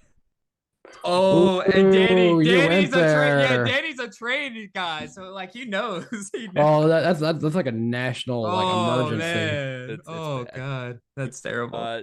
Daniel Gonzalez leaves $4.99 as the ambulances start going by again, and says Kyle Larson this season reminds me of Jeff Gordon's 2010 season. Fast cars, but can't seem to catch a break. That's fair. Andrew, thanks for the 5 as they get closer and closer. I shut the window this time. Says, the new package worked to perfection, in my opinion. Very rarely did the leader get a big lead. The cars were hard to drive, and they could pass and battle. Yeah. Eric W. as, good Lord, there's more of them coming. I can hear him. I can hear him, yeah. Yeah, usually we can't, but I can actually hear him. Yeah, Vern decided to kick the bucket in the last 10 minutes. Eric W., thank you for the 2, says, happy birthday to Malik's mom. Is that somebody in the chat? Yeah, there's somebody in the chat. I saw him ask earlier and asked if we could say happy birthday. So I said in the chat. And then, right before we end this off, I'm going to read 2 more. First one's from NASCAR Shill for 2, saying, I miss stage cautions. NASCAR needs more TV money. And Andrew, I love NASCAR Shill. Dude. Andrew, another first-time super chat on the channel, says, Bubba Redemption arc this season, not a bad script. No, yeah. It's in the script. It's setting up for one. Let's see. If overshadowed by his new teammate, only to triumph at the end of the season. That'd be funny. Yeah, for real. But I think that'll do it for now on the Super Chat stage break. Now, Darian, I think we have one more segment coming up. I'm having a brain blast. More like a lightning blast. It's the lightning round on the NASCAR Weekly Podcast. My voice cracked hella bad. Jarrett, what do we have on tap for tonight? That sounded like 4 different effects on your microphone at the same time. Well, the first one is that F1 might actually go full NASCAR and start eliminating their practice sessions. Whoa! Join the dark side. I'm sure there'll be a lot of people happy about that. I'm just gonna say Did you hear their explanation was like, oh, it'll actually make the races more competitive because the good teams won't be able to. It's the same argument that I think did make sense during the pandemic, but it hasn't really. Dude, we saw what happened for the pandemic for NASCAR. Like Kevin Harvick won 9 races, and I think it's not gonna work, but okay. I think that is true. The fair point. F1 is speed running the 2005 to 2019 NASCAR script. They really are. Another thing here, the Chicago Street Race has landed a second sponsor alongside McDonald's, will be Blue Shield and Blue Shield of Illinois, who will now have their own dedicated section of the course, according to Adam Stern. Oh, wow. I can just imagine. Be careful what section they go to. I can already see the is that an NBC race? I guess that's an NBC race. NBC. It's the Big Shield blue one on the backstretch. Hey, Rutledge Wood, get ready. Get ready for the comeback. Hi, I'm Rutledge Wood. I'm at Chicagoland Speedway, far away from the race happening. I swear if he does that in the broadcast, like I might break whatever TV I see it on. Oh, just if he's saying actually that. at Chicagoland? He's like, oh, I'm at the wrong track. Screw you. Like, that'd be a horrible track. No. I don't know. I'm just waiting for them to make like a tasteless joke. Somebody gets in a wreck in the Blue Cross Blue Shield section. Oh, I hope he has good coverage. You know, it's gonna be something like that. He has a broken back or something. Yeah, like that? it's gonna be something tasteless. So it'll be that Denny. well, that was no. That's what I was thinking. It's gonna be Harvick. His back is already cratering under the weight From of all that, Shit. all that carrying. Stuart Haas yeah. racing. If it is Denny, he'll be okay because he got the shingles vaccine. This is too many sponsor plugs. We got to move on. We got to move too corporate. Well, Too corporate. Go. We can move on to the last little bit of the lightning round here. Now, for us hosts, this is due by next Wednesday, but by April 19th, you want to send in your top 75 NASCAR Cup Series drivers list, send it to weeklypodcastguest@gmail.com. We're getting all of them in right now. I'm just letting you know, some people are skewing the votes a little bit. I've saw a 70th place Kyle Busch, a 12th place Chase Elliott. Bill Elliott was in a top 3 of somebody's. So if you want to give what you think is the most accurate top 75 Cup drivers list ever, send it again to weeklypodcastguest@gmail.com, and we will start. I believe, let me double check, but I believe it is May 17th. We're going to start going over those, but it is due for you guys to send in April 19th so that we can, we can get the most accurate list from all of you at home. So I see a lot of people out there, well over 500 watching right now, and just saying, we could do with a ton more submissions if you'd like. So bring it on in, and I'll see it after the show. Yep. Derek, can I add something to the lightning round really quick? Yeah, you can. Go for it. I just happened to open Twitter. I saw a bunch of people retweeting this. This is a post from Reddit. I haven't listened to today's episode of the Dale Jr. Download, but apparently at some point in today's show, Dale Jr. says that he and Jimmy Johnson were planning on creating a Cup Series team before Johnson took ownership in Legacy Motor Club. So I'll have to go listen. We all should probably go listen to that, at least that section of the podcast afterwards crazy. to see, because that's wild to think that Junior Johnson Motorsports. Yeah, Junior Johnson. That could have been a thing. That could have been a real thing. You can hear Darrell Waltrip talking about Junior's team all over again. Oh my god. Or Jimmy Earnhardt. We'll call it Jimmy Earnhardt. We could That's call it, crazy. we could call it JJ. Yeah. Johnson Jr., Junior Johnson can be interchangeable. Johnson. There you go. Junior Johnson can get involved. But yeah, Eric. They can run his whole number. Yeah. all right, Darian, what would that be for? Yes, and that'll do it for this edition of the Lightning Round on the NASCAR Weekly Podcast. All right, we got a little bit more to talk about tonight. One thing is having to do with a former associate of Jimmy Johnson, and that would be where's it at? Well, points have been given back to Hendrick Motorsports, 100 of them. Now, NASCAR, and this is with the independent appeals panel, the 100 points are given back to the 4 teams, but the suspensions for the crew chiefs as well as the fines of $100,000 per team have been upheld. And the panel did say that Hendrick did break the rules, but still gave the points back. And I'm sure we are all going to have opinions on this one. So, Eric, I can see that your face already. I want to start us off. It's just tough because we don't know what evidence, how convincing the evidence Hendrick showed in court was. But it is weird that, like, if the evidence was strong enough that the panel felt, hey, maybe you guys should get all your points back, then why wasn't the whole penalty rescinded? You know what I mean? Like, if Hendrick proved they were innocent, why is there any penalty? It's like the panel's playing both sides. They're like, well, yeah, Hendrick broke the rules, but like because the infraction was found before qualifying, before the race, all right, we'll go a little easier on you. But it's like, that's not written in the rule book. The rule book basically says if you illegally modified a part, NASCAR can dock you 100 points. So as far as I can tell, that much we know. Maybe there was a smoking gun in some email somewhere where it's like, oh, here's where NASCAR actually told us that what we're doing is okay. Like there's all sorts of little loopholes that maybe Hendrick found, but it's just weird that only half the penalty, granted the more important half in Hendrick's case, it's weird that only half the penalty got rescinded. And I think it sends a really convoluted message to the rest of the garage, because the whole point of this next gen and the strict penalties that came with it, NASCAR was trying to keep the big teams from spending crazy amounts of money on tiny little advantages. They basically said, don't touch the cars. don't spend money, don't touch the cars. If you do, you're getting a penalty. And the strict penalties were supposed to reinforce that. But now that the appeals panel has shown everyone that if you find the right loophole, you can get away with it, I'm just afraid they've opened Pandora's box, and one of the next gen's key purposes is now out the window. So I get why NASCAR, their statement was they were very upset with the results of this appeal, and I don't blame them. It might have been the right call, but to what we talked about earlier, NASCAR's authority is very much in question right now, and that's not a good thing. I have the statement. Would you like me to read it? Sure, you can read the statement. All right. This statement is from NASCAR. We are pleased that the National Motorsports Appeals Panel agreed that Hendrick Motorsports violated the rule book. That's the first sentence. So they were just like right away, like straight up like, hey, we totally agree with that part. To continue. However, we are disappointed that the entirety of the penalty was not upheld. A points penalty is a strong deterrent that is deterrent that is necessary to govern the garage following rule book violations. And we believe that it was an important part of the penalty in this case and moving forward. We will continue to inspect and officiate the NASCAR garage at the highest level to ensure a fair and level playing field for our fans and the entire garage.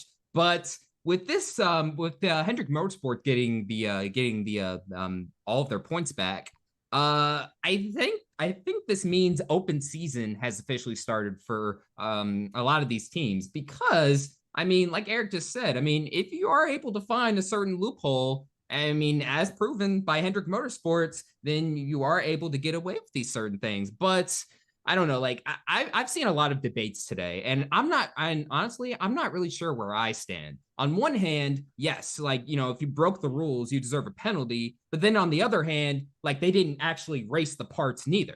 But then there's the question that if they didn't get caught, you know damn well they would have raced those parts. We know they would have raced them if they didn't. They intended on racing those parts, whether they wanted them to be out of spec or not. But because of how it went down, though, they did not. And attempted murder, still a crime. Yeah, still a crime. Still a crime. Conspiracy. Okay. No, but I'm just saying, but still a crime if you attempt it. Yeah. Okay, that's apples to oranges, though. So,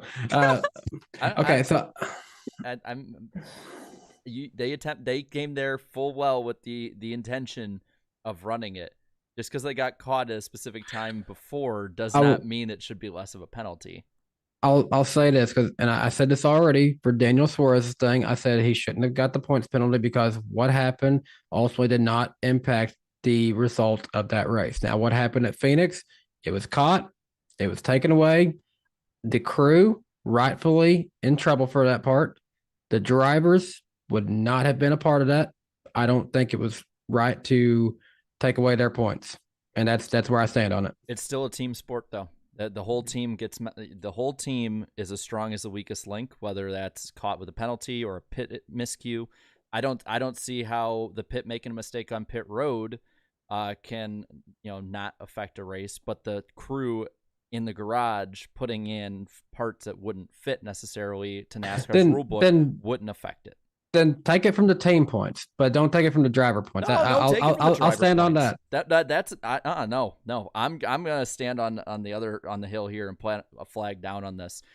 It would money. And that's where we'll differ. Money is not going to be a deterrent. Hendrick Motorsports can afford this. It sucks, but the teams that can't afford this kind of fine, even if you don't take away points, are not going to attempt the same stuff Hendrick Motorsports. Yeah.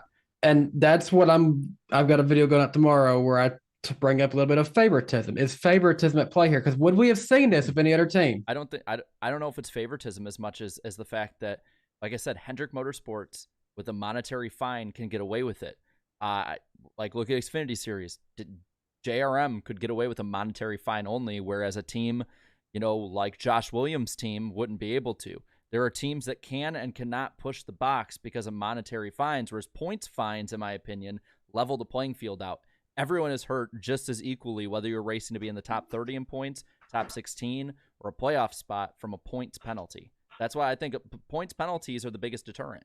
Like, Well, I remember is your argument, Danny, that you don't think the team points are okay, just not the driver points, right? Right. I'm fine with the team getting the team points I took think away for a team championship, but I think the drivers weren't at fault here. Yeah, I get that. For me, I would say I want both just because it's not as confusing. Like it's confusing. It was confusing last year when it was like, oh, Like, the 45 is in the championship. It makes sense in my head, but you know. Yeah. I get what you're saying. I don't know, but I also agree with Jared. It's a team sport. The driver suffers when the pit crew messes up. I think they should also suffer when the crew makes, the garage team. I'm not going to deny. Y'all know selfishly why I'm on this side. No, why? Yeah, But- but not. So, quick question though. When do the penalties get announced for colleagues? I think Cup next Series? Their appeal is in a week. Okay, I so think it's on that'll Tuesday or be- Wednesday. That's where the favoritism argument is going to come in. I want to see next week what happens. We're gonna see. I'll be curious. I want to see next week, like what what is their thing gonna be? Will their argument be as well? Will NASCAR have now getting a second chance? Will they have a better defense? Who's going to be on the appeals panel? Because it was our boy Bill Lester on the appeals panel this time around. Is he going to be there next week? I'm very interested in general every time they do this, like who's on the independent panel.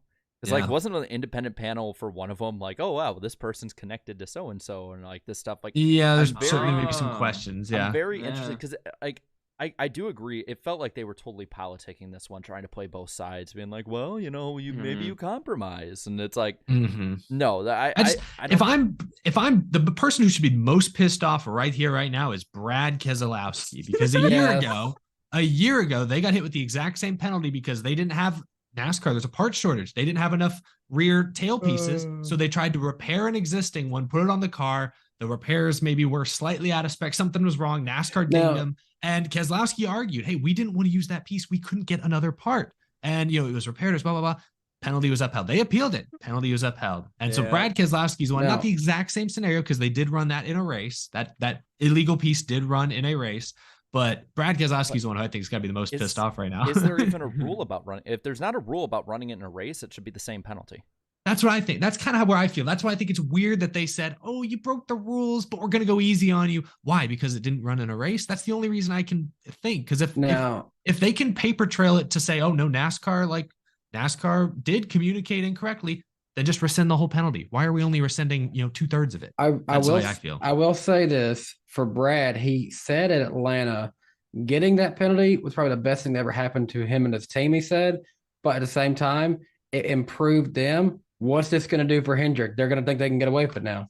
Well, I just think other big teams. I think Gibbs. Yeah, that's what I'm saying. Penske. Open season has officially started. Open season for the big teams. Yeah, they're going to start looking for those loopholes, little loopholes. If you're a small team, stay away from this because. So then, what would the solution then be for the big teams if you're not going to do a points penalty? Maybe you do a cost cap and then you get penalized in the cap? Like if you screw up, that would be a big deterrent. I would agree with the cost cap part. Remember we had, I believe it was the testing penalties, like hours of testing getting taken away. That was a huge deterrent. I do that. Yeah. What is the efficient deterrent if we're not going to have points then? It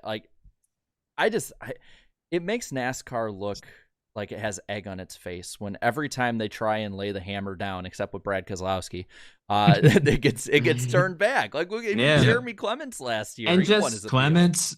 A NASCAR man tweeted it out. It was Clements got his reversed. Crafton got a DQ reversed. Obviously, behavioral stuff like William Byron's penalty got changed. That's the thing. With Colleague coming up, they have now a great shot at winning their appeal. Denny Hamlin, based on Byron last year, I think Hamlin wins his appeal. NASCAR is probably going to go 0 for 3 this week in appeals, and that's not a good look for the sanctioning body. They might win one of them. They might win 2, but they're going to at least go.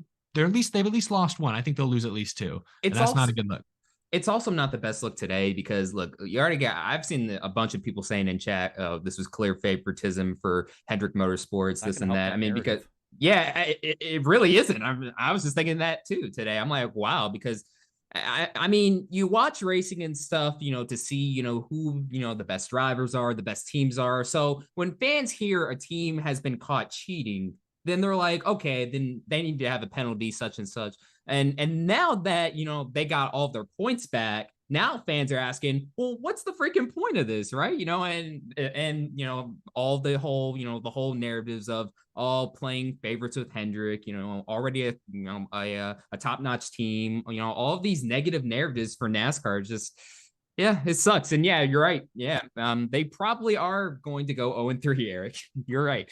Not a good look. Not a good look. Daniel Suarez should appeal his penalty too, just for the hell of it. They might up it to 100K. No, I think NASCAR didn't give him points just because they knew it'd get up. They wouldn't get up. They're like, what's the point? What's the point? Yeah, I noticed that the appeal decision, the Hendrick decision, came down before the Suarez decision, which was shocking because originally the Suarez penalty report was going to be on yesterday's report, but they delayed it a day, and it still came out later than the appeal that was heard this morning.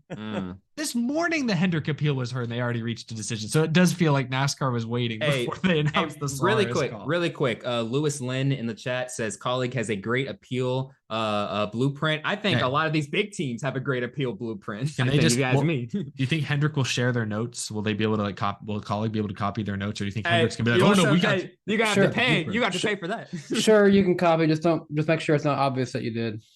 We would like to say that the number 31 car. Hey, nope, side note, I was trying to find out if he gets his points back, where would he be? But he's not even on the list for the standings on the NASCAR app, so I can't even tell you. NASCAR's like, man, we're not updating them today.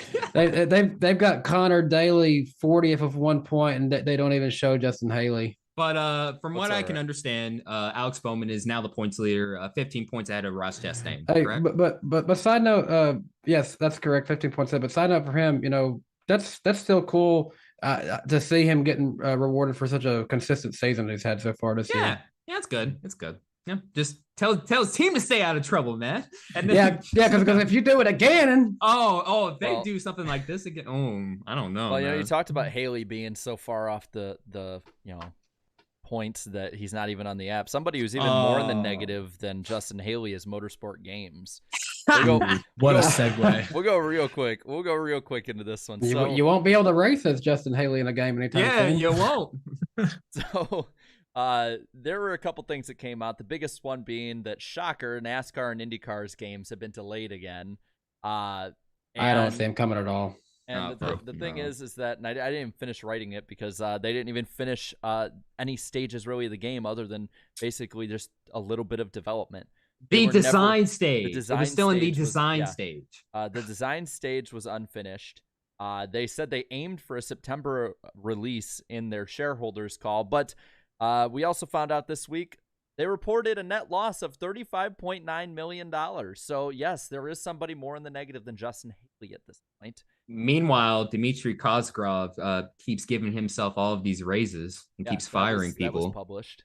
And somewhere there is someone who was with 704 games who's just laughing watching all this right now. No. I'll tell you who's laughing. Dmitry Kozgrov, because he fooled not only NASCAR but IndyCar into signing exclusive licenseship deals. 2 or 3 others too. Yeah, there's Le Mans, I think did. I touring cars. British touring cars. Yeah, so that's 3, and Le Mans, I believe. Yeah, 4. Wow. There's like 1 or 2 others too. You know what's funny? We keep talking about ratings declines and this and that.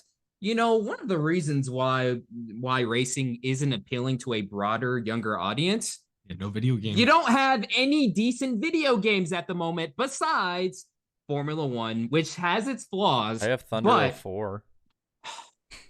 But when did that come out, Jarrett? When did that come out? Actually, 20 years ago.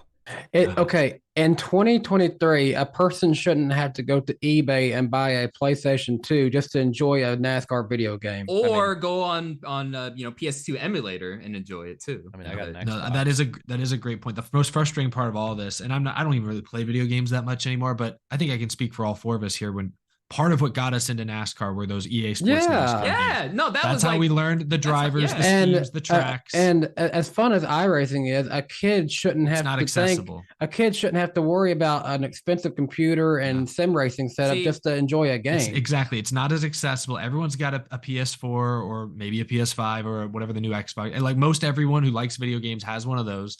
And they can't play a functioning modern NASCAR video game, and they haven't been for a couple of years now. And they won't for at least a couple more. It's a shame that Motorsport Games has the license. I don't know how NASCAR gets out of it. Motorsport Games, they're under the Motorsport umbrella. That's a big brand. At what point, do they become accountable at some point? Like, how is this dumpster fire still churning? Here's the problem.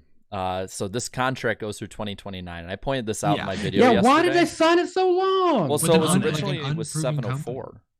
Yeah. It was originally 704, and then Motorsport Games. They got grandfathered in, basically. Yes, and here's the problem with that contract. On top of it just being a dumb contract from the start. So I believe it was the what's it? The RTA had negotiated that it had to be a yearly game release. Well, what they've been doing, or what they did last year, is they released NASCAR Rivals, and many were like, "Oh, a new Switch game." No, it's actually a reskinned Heat 5. Yeah, and they released it as a new, fully priced game. And so you're gonna, I mean, they can do this for 10 years.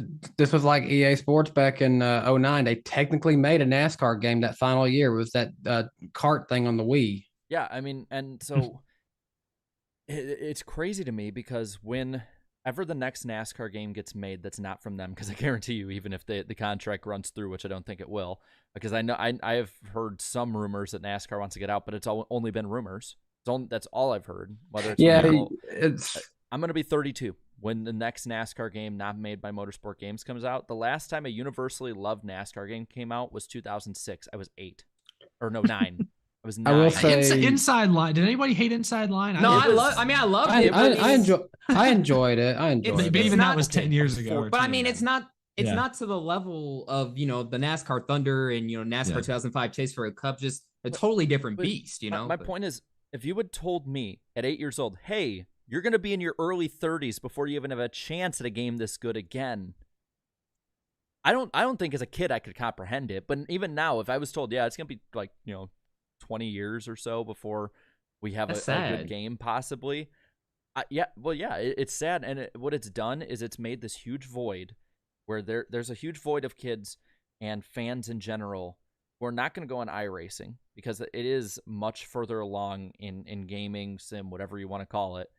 And now you have just a lost generation of racing fans. And what game is the most successful they're going to go to? Formula F1. 1. Yep. Formula 1. All the arguments I've heard amongst NASCAR fans for years, about the console side of things is, just download either iRacing or NR 2003, but buy the game to help them fund the next one. That third one, obviously great idea, right? But my argument to that, go ahead, Dan. Go ahead. I was gonna say, if you want to support a somewhat decent console game that's racing related. I know they only made one. Buy the SRX game. It was pretty good. Buy the World Outlaws game. World Outlaws. I've heard good reviews on it. It's made a combination of was it Monster and iRacing made that? Yeah. And that's a solid company. And they're showing that they're capable of producing a good product from those platforms. So all I'm thinking is this meme I saw on Twitter about motorsport games, and it's Dale Jr. like this. And it says, "Do I have to buy this too?" So the point I was making is that, look, NR 2003 and stuff, I have it downloaded on my PC. I love it. I have it modded to a T. It looks fantastic. It took me about a few years though to fully understand it, all of the features and stuff like that. So when you're just a little kid growing up, I mean, not everyone is gonna have a PC to play iRacing, to play NR 2003. That happens, years down the road. In my opinion, it did for me. But I mean, as far as the console side of things, that's the easiest way into the younger generation. Just picking up a controller, turning on the PS4, PS5, or in my case, the PS2 and the PS3 back in the good old days. And, just playing the game online nonstop for hours and hours, man. And now, we're being voided of all of these fans because there just isn't a video game out too. And really quick shout out to IDK Player, who sniffed through the bullshit right from the very beginning. by the way. I'd say out of me, Jared, and IDK, I was the most optimistic. I was still a realist, but I was the most optimistic about it. Shocker. But I was IDK, pessimistic from the start. Yeah, but IDK was like, no, like you guys don't understand. Like, I'm seeing a pattern here. And also shout out to Michael Marutz too. Like, shout out to those guys for keeping the whole NASCAR video gaming side of things alive, because they're resorted now, at least Michael Marutz is, he's resorted to playing a modded version of NASCAR Heat 5 sometimes, and what little online capabilities they have now. And he plays NR 2003. So he's basically playing the old games, but unfortunately doesn't have any new options and won't for the foreseeable future. Very sad. I'll end off on this one. We'd end up getting a good game, because one day I hope, fingers crossed, we do. I can't say I feel like we will, but if we do, the release day will be legendary. Mm-hmm. So. And one final thing too, Dmitry Kozgrov for prison, please. Thank you. Oh my god, I don't know about that just yet. I want to make sure we get concrete stuff in. All right, sorry. One last thing. Forget that part. But I will say, I'm looking forward. I've seen some guys who are part of the pro league starting to hint that they want to come out and talk about it. And I'm looking forward to hearing what they have to say about that, because I can't wait. I think a lot of us noticed that it was very red flaggish when so much was being put in to trying to make some kind of esports thing, when they should have been putting that money into the game. Yeah. Hey, again, some of y'all were saying, oh, just invest money into the game. They'll put it into it. Net loss of nearly 36 million. Yeah, they sure put it into something. All right. And once that new game come out, all those Heat Pro League guys, they realize how much they were screwed over, basically. Yep, and I cannot wait to hear what guys like Sloppy Joe have to say. So just be on the lookout.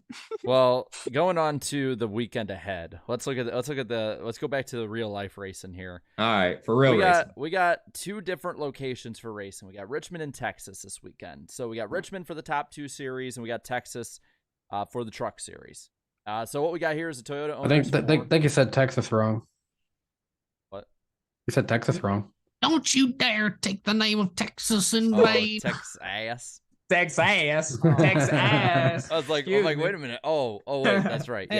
Hey, this is Texas Motor Speedway's best weekend of the year. IndyCar will put on a decent show, and the trucks are probably the best NASCAR series at the track right now. So hold on, give Texas this one weekend, damn it, please. Will you be at the races this weekend, Eric? Hell no. You already went to the good Texas track. He's hyping up. He was hyping up Texas. I'm like, well, what about you? Will you be there? Hell no. Texas is a big state. That's a 4-hour drive. Oh yeah, that's right. You're in Houston, great city of Houston. Well, let's look at the Cup race real quick. Let's look at the Richmond side of the deal first. So the Cup race on Sunday is the Toyota Owners 400. It's shockingly 400 laps. Starting at 3:30 p.m. Eastern time on FS1 and MRN. Currently, the forecast is 61 and sunny with a 5% chance of rain. Is that the first race on FS1? Yes, it is. Yes, FS1, not Big Fox. Okay. The defending winner, Denny Hamlin. And then the day before, Toyota Care 250, also 250 laps, will be at 1 p.m. Eastern time on FS1 and MRN. And on Saturday, well, not the greatest forecast. 77 thunderstorms and about 80% chance. So maybe we'll see a doubleheader on Sunday. Defending winner of that one, Ty Gibbs, though John Hunter Nemechek may say that he wished the race ended in turn 3. And then for the truck race, you got the SpeedyCash.com 250, 167 laps at the Texas Motor Speedway. On Saturday, it's going to be 78 and partly sunny, 1% chance of rain for that one, so looking pretty good. And then I neglected to put on here what time it starts at, but I will 3:30. 4:30 Eastern time, so 4:30 Eastern. Central yes, time. My bad. Yes. So there is that to look forward to. Stuart Friesen is your defending winner of that race. Darian, though, I want to hear who you got for us to win cash with. Oh, yes, sir. Yes, sir. It's time for the famous betting odds. Darian's famous betting odds on the NASCAR Weekly Podcast. The betting odds this weekend are very close, but also too, like, they're not as big as they usually are. This weekend, William Byron enters this weekend as the odds-on favorite at plus 450. Plus 450. Like, wow. Okay, so they're pretty sure on William Byron. Then right behind him is Kevin Harvick at plus 550, Kyle Larson at plus 650, Christopher Bell at plus 750. We love the 750 package more than the 550 package, just for the record. And finally, Denny Hamlin enters this weekend at plus 900. Now for the best of the rest, Martin Truex Jr. at plus 1,000, Kyle Busch at plus 1,200, Ryan Blaney at plus 1,600, as well as Joey Logano and Tyler Reddick, last week's winner, at plus 1,800. And as for the underdogs portion, Brad Keselowski plus 2,500, Daniel Suarez plus 3,500, Chase Briscoe plus 5,000, Ty Gibbs plus 8,000, and finally, my personal favorite, Eric Jones at plus 10,000. So maybe bet Eric Jones for a top 10. Sure to make some bank this weekend. And Yes, who are we sir. looking at in the fantasy league? Who's the top 5 of both those? I'm loving this. This is gonna be my favorite segment all season. Hey, forget the pick points, y'all. I'm the basement boy. I'm the top dog here. I'm one of the top dogs in the fantasy league, baby. So let's get into it. Let's get right into it. My personal favorite. Oh, here we go. In P1 in the main NASCAR Weekly Podcast Fantasy League, with just a little over 1,200. I didn't hear that. You points. blew the mic out. Who? Claudia. I blew the mic? Yeah, Yeah. you did. Oh, man. Okay. All right. I'm sorry. I got too excited. Okay. In P1 with just a little over 1,200 points is Danny B. White. P1. AKA my wife. Yeah. Congrats. In P2 is Recky Spinhouse. And in P3 is Black Flags Matter, AKA me. Top 3. Let's go. We're off to a consistent start. And then in 4th is S the Baby 09. And rounding out the top 5 is 48 Nation. Now moving on to the NWP Fantasy League 2. Yes, that's right. We have 2 different fantasy leagues running this year. In P1 is my favorite name thus far. Oh no, we suck again. Blaney's Pit Crew. In P2, Black Flags Matter. Oh man, we're off to a blazing start in both leagues. P3, Girly Man 05. Excuse me, it's man. P4 is Race Roar 48. And rounding out the top 5 is Ryan Fernandez. So off to a blazing start in the NWP Fantasy Leagues. There are some open spots, by the way, because some of y'all chose not to play in a single race this year. So there are open spots for NWP Fantasy Leagues 1 and 2. Now, moving on to my worst segment. Oh, and that is the pick points. Now, I think last week I put 130 for Eric on accident, but that is the total he actually has this week. 25 over the chat, 32 over me. Danny minus 40, and Darian now is minus 46 on I'm a little further from Basement Boy. That's so ugly, man. Hey, let's go back to the fantasy league. So in P2. No.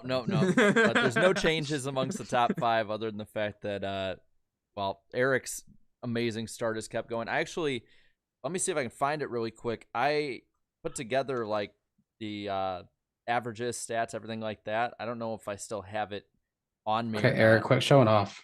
Oh, But damn, Eric never flexes. Oh my god. But it Just was, yeah.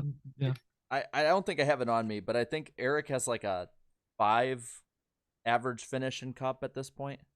Damn. Like, it's actually kind of crazy. Like Eric's automatic, bro. Do you do like some extra research and stuff before Eric, or you got a system? I will plug my new short / TikTok series, Fast Forecast. I've been doing those this year. And yes, my average finish on the year is 4.6 for Cup. So I've been on fire. And don't mind me, I did pick up my trophy a few months early because I think we can just write this one off. I picked this up, and I think we all know who this trophy is going home with at the end of the year. Plus 25. Already? Hey, Eric, don't get cocky now. Come on now. Let's relax. Let's relax. You got your big lead last year. Hey, let's relax now. It's not going to happen 2 years in a row. It's not happening. I mean 3 years since I beat you the first year. We're not Denny Hamlin in it this year. This year we are coming home victory. But you've been Denny Hamlin the past 2 years though. It's not happening. It's not happening this year. That's it's not a happening. fact, though. Come and take it, chat. I feel Come like and take. I found this in an Denny antique said store this weekend. I feel like Denny Hamlin said that for years. I'm not going to do it again this year. Not this year. Yeah. No, we'll just do it a different way. Yeah. So. I bet Mark Martin thought he was winning a championship. Look what happened. I found this in an antique store this weekend. I don't know what it's from, but it looked really cool. I was about to ask. I'm like, where'd you get that from, bro? I just thought it was really, really wacky, you know. But hey, Eric, stay humble now. All right. Man. Well, we're gonna humble our way into a clean sweep here this weekend. That's what I'm feeling. Okay, what do you got? What you got? Where'd my notes go? Okay. I don't even got him ready. Trucks. I'm gonna go Zane Smith. I'm gonna go the safest bet. He's gonna go 3 for 5, just like Zane Smith did in Xfinity. I'm not going to go Zane Smith on this. I might regret it. But I'm going to go actually with Christian Eckes. I think he'll be pretty strong. Wherever Eric goes, I go too, because I have Zane Smith. That Eckes is a good pick, though. I almost went with him. Yeah, I'm not gonna lie. I had this penciled in on that last Saturday. Zane Smith. He's on a roll. He's on a roll. And looking at the chat right now, So basically, Jared's just going to come down to the basement with us. or I'm going to pass the chat one way or another. Hopefully. 98. Is that Ty Majeski this year? So Majeski, I don't know about you guys. I'm seeing a couple Zane Smiths, but I've seen a lot of Majeskis. And seen a lot of 38 and 98. I see a few 99s. Well, no, all right, not anymore. I think Zane's starting to pull ahead now, but it is close. I would. I think Zane's pulling away. Well, do a poll 38 and 98. All right. Yeah, might as well. Oh, it's up right now. And then we're going straight to Xfinity. Who is winning at Richmond? I think Joe Gibbs Racing was super strong at Phoenix. Richmond is probably the closest track to Phoenix that we've been to so far. So I'm going with a JGR driver, the young gun, Sammy Smith. Different Smith, Zane, and then Sammy. No relation. There's too many Smiths. Chandler, got to get rid of some of these. Don't get rid of them. Execute them. But that's not a bad pick. Sammy Smith has been really impressive, and he won Phoenix. So yeah, exactly. Well, I am gonna stick with that mindset because I am going with John Hunter Nemechek. I think he's gonna redeem himself. I'm going with a guy who's had some really good finishes here in the past. Even got a win here back a few years ago. I'm going with Cole Custer to have a good weekend. He's going to get the win. Okay. I'll be going with Jared's pick as well, John Hunter Nemechek. It's the redemption weekend for what happened to him last year. And really quick shout out to Derek Kraus making his Xfinity Series debut. A very interesting start this weekend. So we'll see how he does. I'm very intrigued to see. Now, he'll do. People might think I ended the poll early, but it was pretty clear that Zane Smith was going to win. Yeah. And I think it's pretty clear that it's either the 7 or the 20. It's the 20. I believe. I think it's the 20. It's been the 20. Are you sure? Are you sure? A lot of 7s just came in, but Shugs voted for the 20, so I think we got to go 20. Well, if you look above that 7, it was all 20s. Okay, I'm saying more 20s now. Okay, all right. 20 it is. 20 it is. So, who's going to suck in the Cup race? Again, I'm kind of basing some of these picks off Phoenix. Maybe I'm putting too much stock in that race, but it's a short oval, kind of like Richmond, a lot like Richmond. Well, anyway, both short ovals. Logano, Penske, they struggled surprisingly, so I'm gonna go Joey. Bold. I think he'll just run like 13th. I'm gonna play it safe and go with Ryan Preece because he can't catch a break. I don't want to say I'm necessarily going for low-hanging fruit here, but I mean he's done fairly well so far this year. So I'm actually going to say Corey LaJoie to not do good this weekend. Hey, I'm gonna play it safe just like Jared. Eric Almirola. Can't go wrong with either with having Eric Almirola or Ryan Preece as your who's gonna suck pick. And it looks like the chat's going with Almirola too. We might need to put a cap on We how might, many times we pick you know what? somebody per Hey, chat. This might be the last time you're allowed to pick Eric Almirola for sucking. We're like Okay, NASCAR. We change the rules mid-season. Yeah. This might be the last time. We'll allow it points, this time. I mean, the points for this don't matter. I know, but you know, it's gotten boring now. Though they always pick the 10. You know what I'm saying? Like we got to spice it up a little. Not true. I see a lot of 41. Okay. Oh, All right. no. So what? We're gonna change this into the which Storehouse Racing guy is gonna suck segment. We'll find out about that next week. What I want to find out in the next moment here is who's the dark horse this week. I like Josh Berry. I don't his numbers at Richmond in the Xfinity Series I don't think are too remarkable, but it's a short track. That's his thing. And where did he finish a couple weeks ago? Wasn't he top 10? So it was top 10 at he was top 10 at Atlanta. Phoenix, was he top 10 at Phoenix as well? Yeah, Phoenix. Yeah. Then sweet. Then I feel he's even on better a about roll. it. He's on a roll. Let's do it.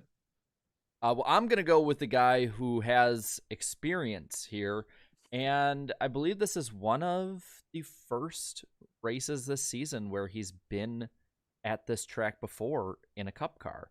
And I'm going to go with Ty Gibbs. I think Ty Gibbs will be a solid top 10 to 15 driver this week. I believe somebody, I think it was Danny, said this guy's statistically having a better rookie season than Ty Gibbs, and he had a pretty good run last week. I'm going to go with Noah Gragson. And remember, he's won at this track before, so. Darian jumped the line. My turn. Oh, damn! Fuck, I need to mess it up. Jesus Christ. All right, I'm going to mute myself. Sorry.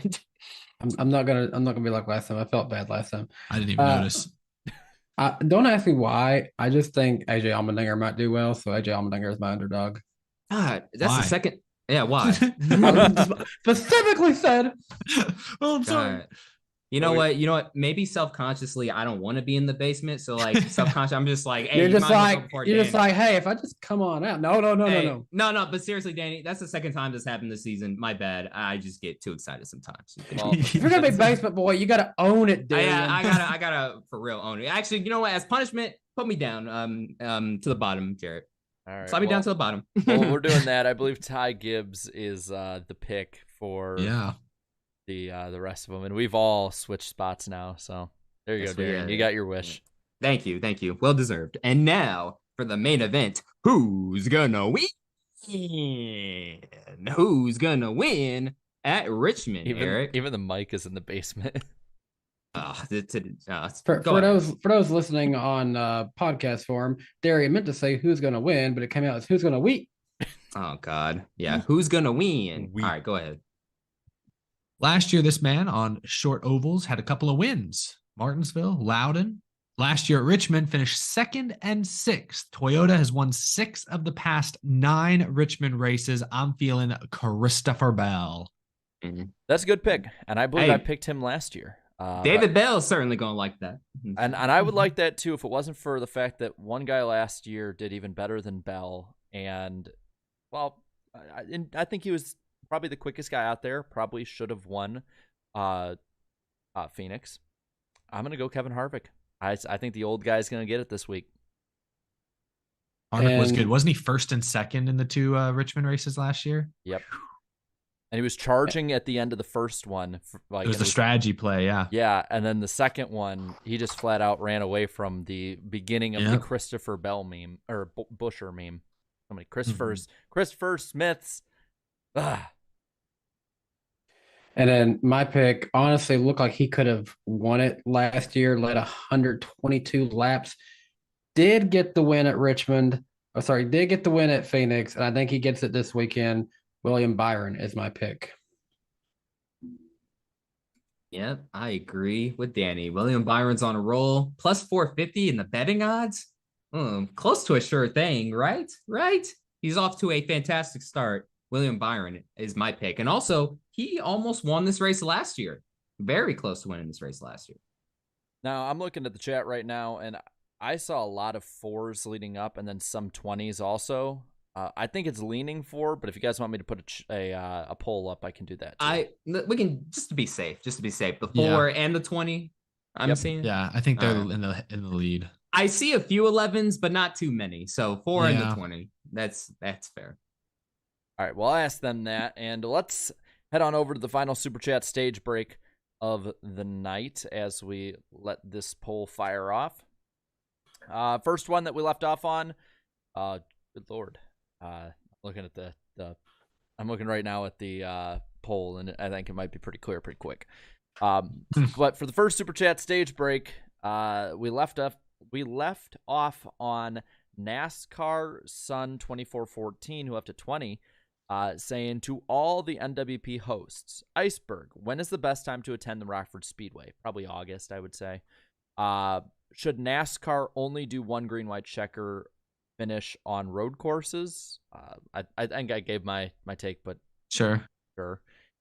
And should NASCAR keep stages under green flag after a great race at COTA with no stage yellows? If you're asking me, I think so.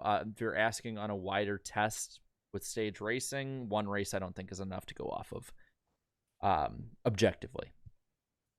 Shorty PJM, thanks for the 248. Leader Alex Supremacy plus nonstop Bubba Payne. Travis. Best of both worlds. Yeah. Travis, thank you for the 5. Put me in an Indy/F1 car at Daytona, Talladega, and or Atlanta unrestricted. Let's get after it. It's nothing. Thanks for the 5. Weekly question. You have the opportunity to have a lunch with any NASCAR personality from all of NASCAR history. Who would you choose and why? Tim Richmond, because I would want him to spit me some game. Like, what's your secret? How'd you do it? What do you guys think? Shoot. I feel like we have to keep our favorite drivers out of it. Like, Yeah. and I think that also includes on my end, like Dale Earnhardt too, because that would be a given. So Dale Earnhardt would be up there for me. Dale Earnhardt might, and I'm not, because I was not an Earnhardt or Junior fan. I might go Dale Earnhardt. I think I would want to have a burger with Rusty Wallace. That sounds interesting. A burger. because I would probably say Dale Earnhardt personally. But to make it more of an interesting answer, if it wasn't him, I think I'd choose Curtis Turner. Like just his backstory and some of the bootlegging he did, owning timber companies, the spat he had with Big Bill France and union busting. That would just be an interesting conversation to have. So good question. I agree. Wonton_10, thank you for the 10. Being at the race, Ryan Preece would hit the rev limiter through the stadium section every time. I heard people talking about that. Wow. He was the only one I noticed that would not shift through there. Love the show. Well, thank you. Oh, Interesting. Interesting detail. By not, thank you for the 20. IndyCar had similar issues a few years ago with drivers trying to be Turn 1 heroes. They seem to resolve it by yelling at the drivers in the drivers' meetings for the next couple of races. Perhaps that could work here too. Damn, they just yelled at these grown men. It was like, don't do that again. Hey, maybe could. I don't know if that would have. I don't feel like. I don't think that NASCAR and IndyCar drivers are that different, but I don't think that would work for NASCAR drivers too well. The young ones maybe, like the Harrison Burtons might be. Kyle Busch. I would like to see one of these NASCAR Kyle Busch yelling at Kyle Ross Busch and Chastain. Kevin Harvick. They would not give an F. Like, They just roll their eyes. Kyle Busch would probably get up on the stage with NASCAR and yell at the rest of the drivers with them. Yeah, probably would. Ross Crash Stain left 2 here, both for 5. I think the problem is turn 1, a long accelerated acceleration zone into a sharp, slow turn 1. Move the restart zone so the shenanigans don't happen. I think we read that a bit earlier. And then he also said the go bowling at the Glen, more like the go bowling at COTA. Lobster Red for 2 said no overtime, instead race back to the line. I don't think that's ever coming back. Nah, dude, that's safety, bro. Especially with these drivers nowadays. Hell no. Eudonymous, thank you for the 5. COTA was my first race weekend live, and I picked the best year to go. Got Kimi's and Jensen's autographs. Nice. Oh, that's cool. I was dead when I called 3 OTs at 10 to go. Wow. Big Hat Byron for the 2. I love that. My owner wins the appeal, and the number 45 had the faster car. Okay. Isaac, thank you for the 2. Does Nielsen count Hulu Live? Yes, it does. Need for Speed 53. For 5 says, in 2022, Ty Dillon had an average finish of 19.8 in the first 6 races in the 42 car. In 2023, Noah Gragson has an average finish of 22.8. Ty over Gragson. Oh my God. We got stat checked. Oh, never mind. M. Martin fan for life, I'm assuming Mark, for $4.99 says, when Fox stops treating racing like a sideshow and more like the real sport it is, the ratings will improve. Let's get the racing to be the show. Yeah. It's nothing for another 5. I'll point this out. Most races this year sold out in person. The audience is there, just not as much for TV. Yeah, it's people are all about experiences. It's like events. It's what's everybody talking about? What can I go see and feel in person? It's hard now. Like people aren't watching NBA. People don't watch regular season NBA games anymore, but they'll watch the finals. They'll watch the playoffs. Or the playoffs, they'll watch the LeBron set the scoring record that one night, but they're not going to watch they're not going to watch the Pistons versus the Nuggets on a Tuesday night in January. They're not going to do that. Hell, Eric, they'll even watch the freaking play-in tournaments.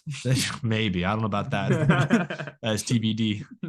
Wolfion0617, thank you for the 5. TV is dying. NASCAR needs to move to streaming. Maybe even if they have their own streaming service to get to add on free broadcasts. Okay.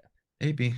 Yeah, that might be an option. Oh, I'd be down for that if that was like an option. Yeah. If it's the only option, I don't know if we're quite ready for that. But if it's an option, I would be more than happy. Good diehard option, not a good casual one. I like that for diehard. So Wonton_10, thank you for the 2. The last 3 races I've been to, Reddick has won. Wow. Well, if you were Road America, I was there. That's cool. Bailey, thank you for the 2. COTA is the best road course in Cup. Hot take or no? I like it. I think it's a great facility. I think turn 1 is a- annoying, but other than that, Yeah. It's a fun one. It is hard. It's hard to beat Watkins Glen, though, in my opinion. See, as a NASCAR fan, I'm gonna put the Glen first and then COTA second. But NASCAR having all 3 series race at COTA, one of the greatest decisions the sanctioning body has ever made. And real quick, I saw like this it. in the chat. Thank you to Jimmy for the 20 new gifted memberships. And somebody just gifted another 20. And 670 HP package win. Holy Wow. crap. Thank you guys. Thank you Wow. so much. That means a lot. What are you going to do with all these members? I'm thinking, Make content for them. Yeah, we actually I think this puts us well over 200 members now. So we're definitely going to Holy be doing crap. some members only stuff soon. you could fill a high school auditorium. Yeah. Yeah, and it'd be like That's pretty cool. And Fox would probably want to put a camera in there since there's kids there. Sorry, I had to. But yeah, we'll probably be doing a members only stream in the next couple weeks. Sweet. I'll put a community post out probably Friday about it. Marky Mark, thank you for the 2. I'm already excited for the next road course. Me too. Yeah, I agree.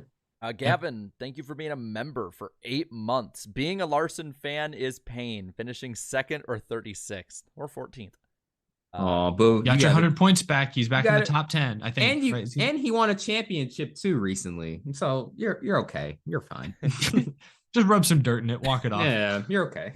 Thomas, thank you for the 20. Thank you guys for the content you all provide. I'll be turning to you all to help take my mind off dark thoughts because I had to say goodbye to my father this last weekend. I'm so sorry. Oh my gosh. Due to lung and heart failure, he was 67. Well, I think I speak for all 4 of us that our thoughts and prayers are definitely with your family. Yes. And I'm glad that we can help you guys out in any small way.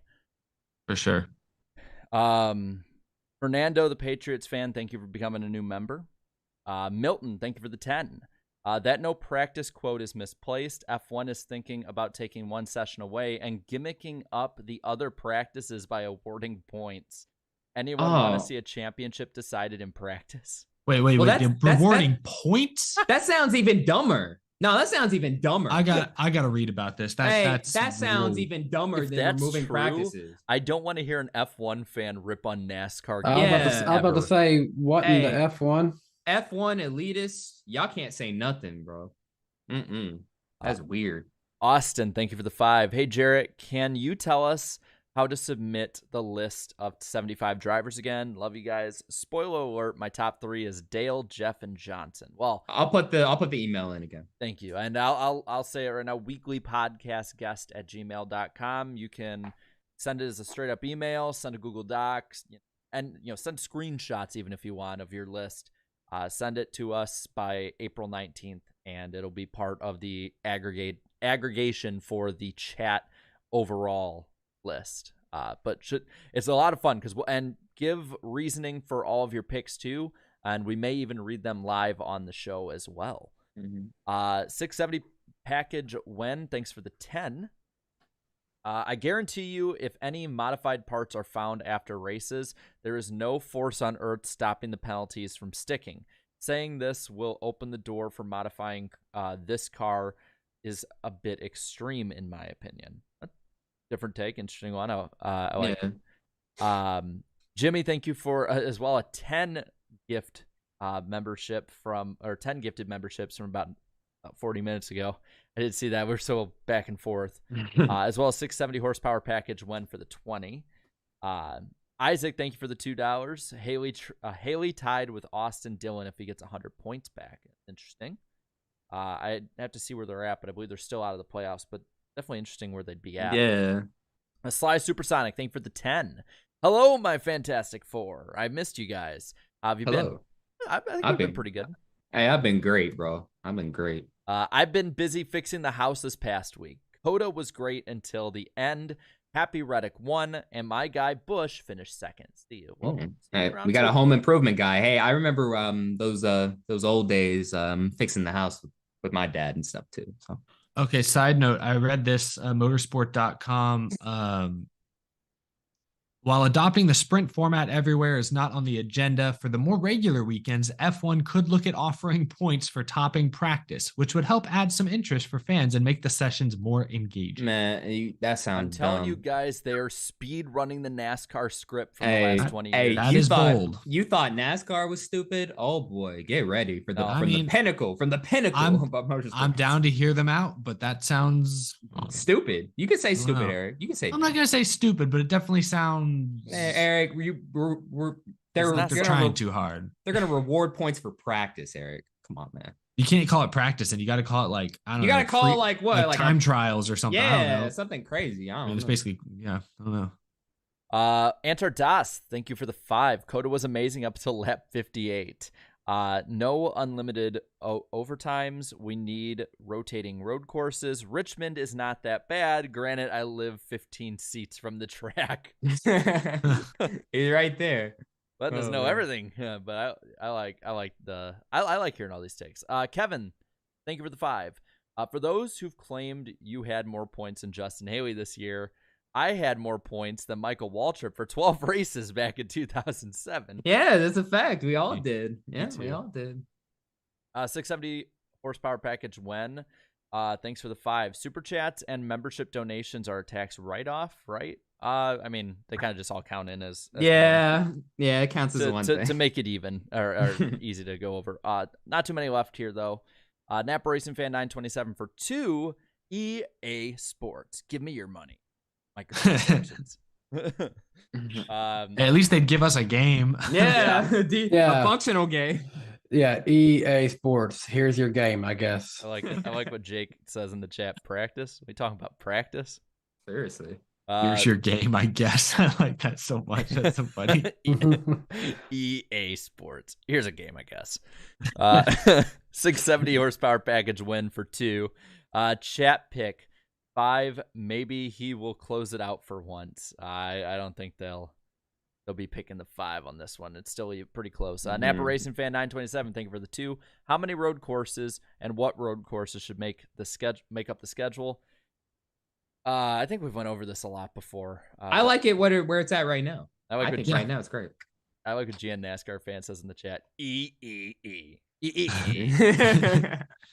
I like the current number of road courses. I'd maybe take one less, perhaps, and then Chicago street course could be swapped out with Road America, depending on how this year goes. That's the way. Yeah. That's like my perfect road course schedule. Okay, my only change would be if you don't like the Chicago road course long term, Long Beach, or go to Montreal. That'd be my other Long Beach on Montreal. That'd be my replacement for Chicago if it doesn't go well. It might go great. Or just come race at one of Nashville's F1 tracks. Yeah, one of five, as a matter of fact. I just got to Jimmy's 20 gifted memberships. Again, thank you guys and everyone who's gifted memberships tonight so much. M. Martin fan for life. Thank you for the 5. With the penalty ruling today, where does LaJoy sit in the points now? I believe 17th, and then he's probably out of the top 16. Yeah, out of the top 16. It's updated. Let me see what it is now. Oh, it's updated now. Okay. Yeah, because they've got Bowman as the leader now. So he is currently 18th. He's got 139. 16th is 157. So he's close. Yeah, that's not a bad start. Yeah, so he's still there. He's still in the hunt. 2 more here. Carlito Newt 28. Thank you for the 5. Sorry, just want to say this. He is above Ty Gibbs. So there you go. Fun fact. But Carlito Newt 28. Thank you for the 5. Saying Tyler Reddick's strategy and speed at COTA reminds me of Larson Sonoma 2021. He may not have won every stage, but the speed was there for sure, and he had the best car. And then Antar Das with a very interesting last super chat for 5. The elites of the world led us to World War I and economic collapse. Now the elites of motorsports are destroying everything we hold dear. Hey, no politics on this show. Yeah, no politics. No politics, right? But yeah, is that it for the super chat? I believe it is it. And close out the poll because we have a clear winner now. It was really close the whole time. Oh, we got one more super chat. Yeah, I'll close out the poll. Kevin Harvick is the pick. And Napa Racing Fan 927, thank you for the 2. PGA 2 Lego Racing 1 NASCAR and IndyCar, still 0 games. Okay, so yeah, the PGA Tour, they've had 2 games. Lego Racing has 1 game, and then yeah, NASCAR and IndyCar were up the shit's creek, unfortunately. Well, are golf games fun? I've never played a golf game. According to Radman, they're fun. I played like a 2003 Tiger Woods game, and it was on the GameCube. It was pretty fun back then. I remember those games being popular. I played Wii Golf and Mario Golf back in the day. Well, so you've been playing the kiddie golf. Thank you, Jimmy, for the $5 super chat. I think the Xfinity Series race will happen on Saturday because they have rain tires and the track has lights. I think it's all a matter of what TV will allow, though. Yeah, that's the question. But you got to know NASCAR's waiting. Like, should we try it? This weekend's the first one on FS1, right? For Cup. Okay. And then Need for Speed 5353 with another $2 one going. Okay, all right. Is that it now? All right. Well, looking forward to next week. We will be in the month of April, and on April 5th, we'll be on Danny B Talks channel at 8 p.m. Eastern Time. We're going over everything from Richmond and Texas, as well as the upcoming Easter weekend racing at the Bristol Dirt Track. Yes, and that'll be a good weekend to transition it. I won't get to watch probably anything this weekend because I've got 2 fishing tournaments, one Saturday, one Sunday. But we will be at the Dirt Bristol race. Nice. You're doubling up, Danny. My goodness. Yeah. Doubling up. Hey, those tournaments are not only fun, but they make quite a bit of money. I'm going for like a Kyle Busch style to try to see what it's like on Saturday and then go for points on Sunday. Oh, double dipping. I'm gonna call you a leech. Leech. Well, and also really quick, next Tuesday night, we're doing the NR Cup Series Race 5, one hot night, 400 miles at Charlotte, and Darian is going to be entered in as the NWP 91. Project 91, Darian. Yeah, Whoa. So hey, I was told I could race in as many races as I wanted to. Might be on a part-time basis. We'll see. We'll see what other races I'll enter in. So yeah, he's a it'll be ringer. fun. I promise this time I won't spin the tires like last night. I promise. And one last one. Thank you, Rowdy18_diecast for the 2. I'll be at Richmond. Well, nice. I don't think any of us will be, but no, there's a lot of fun stuff in the concourse area. But guys, I think this is the biggest marathon stream we've had in a while. Damn. Hey, we had a lot to talk about though, so it's understandable. That's true. A lot of breaking news. We just barely made it over 2 hours and 30 minutes. So it was one of those nights, but it was very entertaining nonetheless. But with that, we must have it come to an end. So we will see you guys next week.